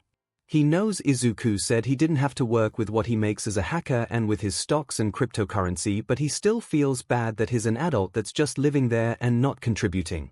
He's not going after a crazy high-level job or anything. Just something simple to pass the time and make some pocket change. Plus it'll give him something to do when the kids inevitably go into high school soon. He gets the door open and freezes when he takes one step inside. Izuku is sitting on the couch wide-eyed with a blanket wrapped around him. Himiko is sitting next to him and murmuring soft reassurances with a worried look on her face. Hitoshi is nowhere to be seen, but Darby hears rustling around in the kitchen, so he must be in there. He quickly gets in and shuts the door with a loud bang before asking, "What happened?" Izuku doesn't react, but Himiko's head shoots up at his voice. She rushes over to him and grabs his arms, tears welling up in her eyes. "Dabini. It was awful." "What was? What's wrong with Izuku? Did something happen?" He pets her shoulders softly, trying to soothe her and get a straight answer out of her. "Oh, something happened all right," Hitoshi confirms, face like thunder as he comes out of the kitchen. He walks to Izuku and carefully tries to hand him the mug he was carrying, speaking softly, "Here, Zu. It's hot cocoa. Just like you like it." Hot cocoa with Izuku wasn't a good sign. The boy practically lived off coffee like Hitoshi does. If he wanted hot cocoa, it meant that something happened, that he needed the sweetness of chocolate to cheer him up.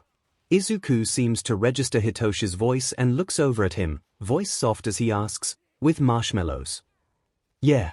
The mini ones." Hitoshi offers him the mug again and Izuku finally reaches out to take it. Izuku mutters a soft thanks to him before sipping it slowly, eyes back to that faraway stare again. Dabi takes that moment to ask again, "Okay, can someone tell me what happened now?" "So we were walking home from the store, right?" Himiko starts, moving back over to sit with Izuku as Dabi moves to stand in front of them. "Nothing unusual. Nothing out of the ordinary. Hitoshi and I ran off ahead because I saw something interesting and Hitoshi wanted me to come back." "Nothing unusual there," Dabi agrees. Himiko was like a dog chasing a squirrel in that regard. See something interesting. She has to go check it out right then and there. Dabi and Hitoshi both have gotten used to chasing after her to get her to come back to their little group. "Right so. Hitoshi and I went back to Izuku after looking at it. It was a really pretty rock, by the way. And find him being attacked. Drowned. I don't know what it was. But there was some dude with a sludge quirk apparently trying to steal his body." Dabi's BLD goes cold. "What?" Hitoshi nods with a grossed out wince. "Yeah. He was covered in that guy's slime. He couldn't move and was trying to get into his body from his nose and mouth. Apparently he was trying to escape from a hero and thought killing a kid and taking over his body was the best way to do it. I tried to get him to respond to my quirk, but the guy was so focused on Izuku that he never did. And that's when he showed up." Himiko growls. "He? Who's he?" He's almost never seen Himiko this upset at someone before. Not even at her parents who kicked her out. The next thing that leaves Hitoshi's mouth has Dabi's head spinning. "All Might. All Might. What does the #1 hero have to do with this?" Himiko growls again, fists clenched so tightly her knuckles are white. Hitoshi crosses his arms, glancing away. Apparently the hero that was chasing the sludge guy was All Might. He drops down out of nowhere all of a sudden and does one of his super-powered smashes, right at Izuku and the sludge guy. Dabi panics at that, worried over what injuries Izuku may have that he hasn't told them about. Hitoshi holds his hands out placatingly. "It's okay. He didn't actually hit him with it. Just the aftermath power of it. A very harsh breeze was all he took. It knocked the sludge guy off of him and took the remaining breath out of Izuku, so he passed out. Himiko and I rushed up at that point, explained we were his siblings, and checked him over. Nothing broken or anything like that." Dabi asks, still worried. "Not that we could see. And Himiko couldn't smell any BLD either, so we think he's pretty alright. But that's not the end of it." Hitoshi starts running his hands through his hair, glaring off to the side. The guy starts trying to wake Izuku up by slapping his face. Dabi is furious now. "Excuse me. How dare he lay hands on his brother like that?" Himi and I yelled at him to stop and Izuku came back around a few seconds later. Izuku was really grateful to All Might for saving him, of course. Thanked him profusely and even asked for his autograph. Which apparently All Might gave him while Himi and I were checking him over. As if that was more important at the moment. Weirdo, Dabi kind of agrees with that statement. He always liked All Might just because his old dad hated him. Now he's starting to change his mind about that. Anyway, Izuku then said he had a question for All Might before he left. All Might agreed but said he really had to go deliver the criminal to the police. Guy put him in a soda bottle. Who does that? So Izuku. Hitoshi goes quiet at that, looking over at Izuku imploringly. Dabi also looks over to see Izuku's hands are clenched tightly on the mug of cocoa. He reaches out and places a hand on his shoulder. Izuku, what did you ask him? Izuku bites his lip, tears welling up in his eyes before he blinks them away. I always thought that of all the people to tell me I could be a hero it would be him. He always said in interviews that anyone could be a hero, regardless of quirk. He lied. Dabi stays quiet. It's clear that Izuku is going through a major crisis. I asked him, Dabini. I asked him if I could be a hero without a quirk, and he said no. Izuku sniffles and squeezes his eyes shut to try and keep the tears away. It doesn't work and they start to fall steadily down his cheeks. Dabi reaches out and squeezes the kid into a hug, who sobs into his shoulder. His opinion has definitely changed. All Might is just as bad as the number 2 hero is. Who tells a child that they can't be a hero? All Might apparently. He turns to the other two as Izuku continues to cry. What happened next? Did All Might leave? Yeah, but only because I started screaming at him to go the hell away. Himiko angrily says, I mean, how dare he? Who gets their kicks from telling kids they can't be heroes? I did nothing. Just helped Izuku up and let Himi scream at the butt. Then we came home. Izuku was pretty okay until Himiko turned on the TV to try and find something distracting to watch. Hitoshi winces and rubs the back of his neck. There was a news story going on. Apparently the guy escaped the soda bottle, because of course he did, and attacked that awful kid who bullies Izuku. What's his name? Bakugo Katsuki, Hitoshi-kun. Katra answers him from the TV screen. Yeah, him. Katra runs a paw over her head. Allow me to take over from here. I believe the stress of both being attacked and having a hero he greatly looked up to tell him he cannot be a hero pushed him to a near breaking point. However, seeing Bakugo-san, who used to be Izuku's childhood friend, being attacked and completely helpless the same way that he was despite having a powerful quirk past that point, it sent him into somewhat of a catatonic state. You know what the crazy thing is? Izuku pulls away from Dabi's shoulder, voice hoarse from crying. Even though All Might told me I couldn't be a hero and I had to watch my old childhood best friend be attacked, all I could really think about was how badly the heroes were doing on the rescue. I kept thinking that they are running the rescue operation wrong. That they need to do this or that differently to help reduce the damage around them as well as save Bakugo. Even when my mind kind of shut down, it was the reaffirmation I needed to know I do have the mind and soul of a hero. Before, all I wanted was All Might's approval that I could be a hero. Now, I know I don't need it. Quirk or no, I will be a great hero and I don't give a damn what he or Bakugo thinks. Dabi smiles as he watches the fire reignite in his little brother's eyes. He nudges the mug in Izuku's hands. Finish your cocoa first, oh great future hero. Then maybe take a nap. You've had a rough last few hours. You deserve to take a break and breathe for a few. Yeah, okay, he agrees, taking more sips of the now cool cocoa. Oh, let's watch a movie before you nap, Izumi. One with the happiest of endings. Himiko says, flopping down onto the couch next to him. Izuku readily agrees. Hitoshi also joins them on the couch to watch as well. Dabi smiles wider at all three of them and reaches out to ruffle Izuku's hair. He tells them to enjoy the movie before going to his room. He scowls once he's out of their sight. He has a few tasks in mind for Katra to do regarding the number 1 hero and the horrible transgression he committed against his family today. He hopes she can find what he's looking for. Izuku shouts as he throws Dabi down onto the mat below them. The taller man makes a pained groan at the impact before rolling up into a sitting position. Whoa, nice one. Thanks, Izuku breathes in return. Wow, Izumi. You're getting really good at tossing Dabini around. Himiko cheers from her spot at the side of their sparring mat.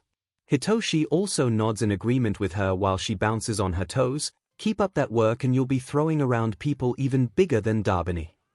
That's the plan, Himine.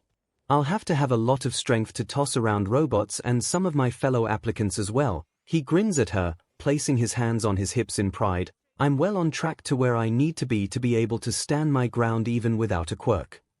We've been training a lot lately. How many months are left until the entrance exam? Hitoshi asked with a tilt of his head. 6. 7.5, Toshi. I have a calendar over there detailing it all out, remember? He points to said calendar hanging on the wall next to the living room TV with training exercises written on all the weeks. It even has a small sign above it that says, days left before UA entrance exam. He and Himiko made it as Izuku was putting together their training regimen. Katra, who had been hanging out of the screen since they started training to monitor them, makes a bright green arrow to also point at it. Hitoshi just blinks at it before drawling, oh yeah. Darby stands up with a grunt, telling Izuku, he didn't sleep much at all last night and he hasn't had any coffee yet, so his brain is. He gives a thumbs down while sticking his tongue out a little bit. Izuku rolls his eyes while Himiko giggles and Hitoshi yawns and flips him off. Izuku pinches the bridge of his nose. Let's take a 10 so Toshi can get a caffeine break in and Darby and I can rehydrate. Oh. And a tea break for Himiko. Himiko asks excitedly. Sure, why not? He shrugs while heading into the kitchen. I recommend drinking iced tea, Himiko-chan. Hot tea may cause you to overheat quicker if you exercise after drinking, Katra says from her spot. I would offer you the same advice, Hitoshi-kun, but I know you won't heed it regardless. Another excited noise leaves Himiko's mouth as the rest of Izuku's siblings follow him into the kitchen. He pulls a glass down from the cabinet and fills it with water. He drinks a good bit of it as the coffee maker brews and the water starts to heat in their teapot. I just realized I haven't heard you talk about binary lately, Hitoshi muses, head down on the counter. He glances up at Izuku's face without raising his head. Where are they? Izuku finishes the glass of water and starts refilling it before replying, underground. Hitoshi makes a sound of confusion. Himiko tilts her head. Like, they're helping an underground hero. No. I mean that I've decided to not do anything with binary for the next little while. Why not? Darby asks next. I need to focus more on training for the entrance exam as well as streamlining my condits. We're starting to run short on time. The more condits I have that work efficiently, the better. Hitoshi's eyes narrow at him. That's not everything. We haven't been living together that long, but it's long enough to know that there's something you're not telling us. Izuku looks at him before quickly glancing away. He takes another sip of his water. Then he takes a deep breath. I'm fairly certain Nezu has been searching for me. What? That makes Hitoshi sit up in a hurry, eyes wide in panic. Why is the principal of UA looking for you? Did you do something that connected you to binary? He holds up his hands placatingly. Not me. Sorry. I meant that he's searching for binary. C has been reporting a lot more attempts on my firewall as of late and they all originate from UA's IP address. The only one who would come even close to finding my firewall in the deep web would be Nezu. So I'm also staying on the way down low to try and throw off his tracks. Maybe by disappearing for a bit, Nezu will realize I've gone into hiding and stop trying to hack me back. So he hasn't actually figured out who you are or where you are, right? Darby asks. No, he shakes his head. C has stopped his attempts every time. So he's still no closer to finding out my identity. But I'm afraid if he keeps trying he'll eventually find a way around her. I've also been updating her firewalls and hacking security measures in my free time as well. What would happen if Nezu does figure out who you are? Is the next question that comes from Himiko this time. I don't know, he says honestly. Best case scenario, they let me off lightly since I'm a minor and it's my technical first offense. Worst case, I'm arrested and spend 10 to 20 in prison. Maybe more than that depending on how many times they charge me for it. Main thing is, I don't think I want to find out at all if it's the best or worst scenario. For right now, I'm just Midoriya Izuku who has absolutely no relation to binary at all. Oh okay. So it's Operation Hide Izuni in plain sight. Gotcha. Himiko gives him 2 thumbs up with a fangy grin just as the teapot starts to whistle. She grabs the handle to pull it off the stove and starts making her tea, icing it as Katra had recommended. Hitoshi is also stirring a bit of milk into his coffee as Darby gets himself his own glass of water.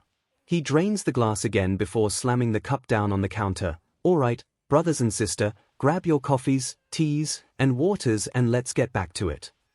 Himiko yells out in joy. following him out of the kitchen immediately with her tea in hand. Darby and Hitoshi both groan but also grab their cups and comply, heading back towards the living room/makeshift sparring room. Izuku takes a deep breath for himself. 7.5 months. He's got a lot of work to do, but he's pretty confident he can make it. Hopefully while keeping himself out of Nezu's paws as well. Hitoshi is careful when pouring his attempt at cake batter into the pan. He doesn't want to lose any of it, and baking is still pretty new for him. He's trying so hard not to mess it up. A mix of boredom and waiting for Izuku and Himiko to finish whatever they were doing resulted in this. Darby also was not very available for company the last little while. A mixture of his appointments with various specialists and searching for a small part-time job to pass the time when they go into high school apparently. He had tried a couple of other things to pass the time but nothing stuck. Not painting or drawing or knitting. Nothing. So Katra suggested baking. He started small with cookies and other easy things that would be more forgiving if he messed it up. Now he's moved on to a cake. His very first one. He finishes pouring in the batter with a sigh. Katra pairs happily before chirping, "Very good, Hitoshi-kun." Now, into the oven it goes for 35 minutes. Hitoshi nods and follows her instructions, carefully placing the cake pan in the oven on the top rack before setting a timer on the microwave for 35 minutes. He leans back heavily against the counter. He hopes he did it right. Now it was just a waiting game. But waiting meant thinking. And thinking meant questions that had weighed on his mind for a bit now. "Katra, do you think Izuku is in danger of being caught?" he asks the AI cat. Ever since their talk about Nezu searching for him, Hitoshi can't get it out of his mind of what would happen if Izuku was actually caught. "I do not know. I wish I could say no, and, as an AI, I should be able to estimate the likelihood of his capture, but Izuku's mind is somewhat unpredictable. He told you all he was going on the down low with binary, but I can tell he's getting anxious. His normal hacking work for his contacts is starting to not be enough to keep his attention. Truthfully, I fear for him." Her face turns away from him. "Should he stray too far off this lower path, it may end up in a situation where it would be too late for me to redirect Nezu-san's attempt to find him. Then there will be no stopping them. Would you be able to redirect them somehow after he's been found?" "Negative. Though, I do have measures in place in an attempt to keep him out of Nezu-san's and the police's clutches." Hitoshi's eyebrows scrunch up at that. "Measures?" "Yes. It is labeled in my files as Operation 00. Essentially, should it come to the moment that Izuku is discovered by the police and scourings show that serious actions are being brought against him, Operation 00 begins.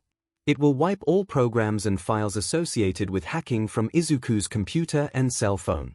That way there will be no proof of claims connected to Izuku's equipment.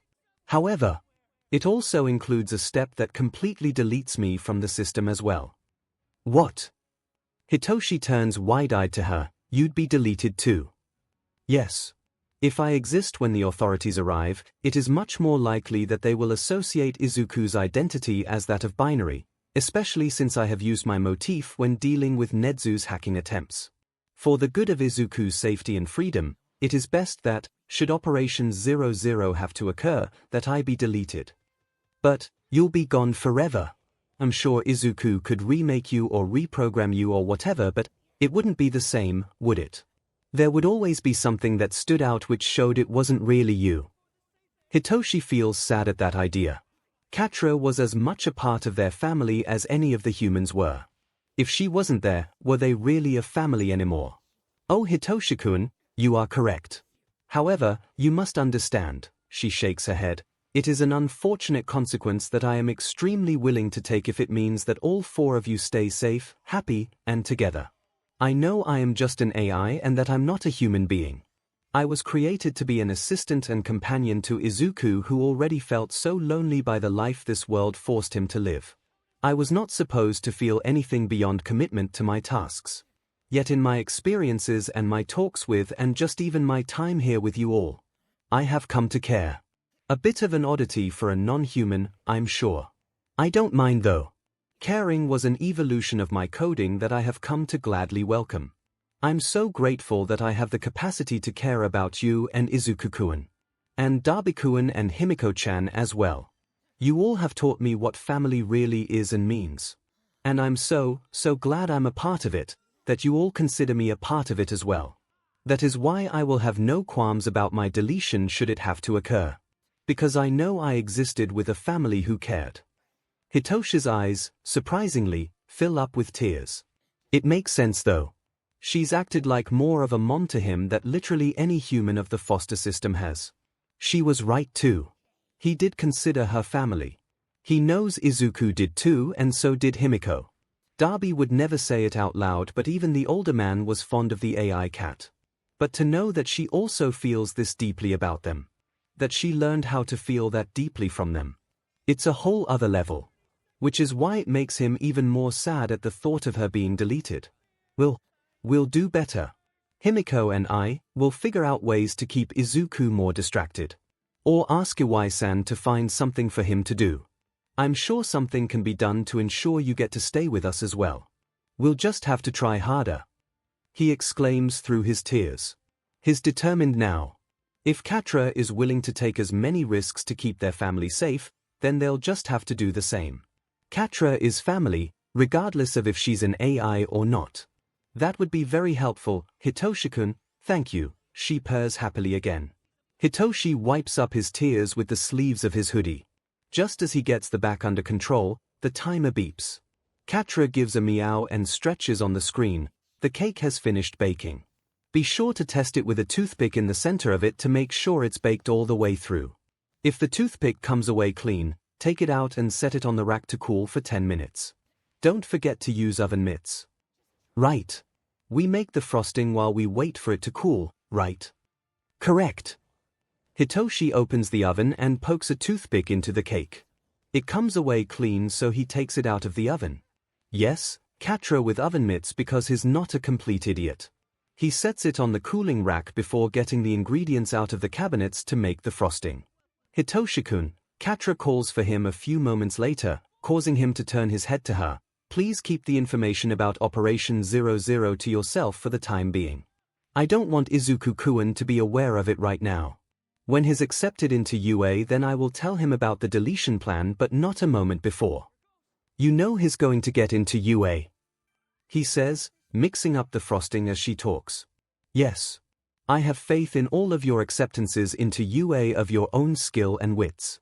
However, I will ensure all three of you get into UA regardless of your scores, since that is what you longing. It's the least I can do. I won't say anything then. He turns the cake out of the pan and starts frosting it before adding, I'll also keep Izuku in the dark about you being willing to hack into UA to change our entrance exam scores. I don't imagine he would be pleased to hear about that either. Especially since he's so determined to get in by his hacking conduits. A wise decision, she laughs at that. It sounds a bit odd since it's just a bunch of short meows clipped together. Somewhat cartoonish in nature. But it's hers and Hitoshi wouldn't have it any other way. Toshini. Himiko's bedroom door chooses that moment to burst open as the blonde bounds out over to her purple-haired brother. I'm all done with my schoolwork for today. Is that cake? She steps around him to peer excitedly at the cake on the counter. Hitoshi makes a final swipe of the knife to finish frosting it. Yep. Just finished it up actually. Want to go get Izuku so we can have some? Oh my gosh. Yes. Izuni. Come out of there. She cries, running over and crashing through the door of the home office after just 3 quick knocks on it. Toshini made a cake. Come on. Let's have some together. Hitoshi smiles. Maybe if he keeps up this baking thing he can get Himiko's unintentional help in keeping Izuku's attention away from binary. Good. He quickly glances to the monitor as Catra is trailing off of it to likely move to Izuku's computer screens to help convince Izuku of a break. That'll help make sure Catra never has to use Operation 00, hopefully.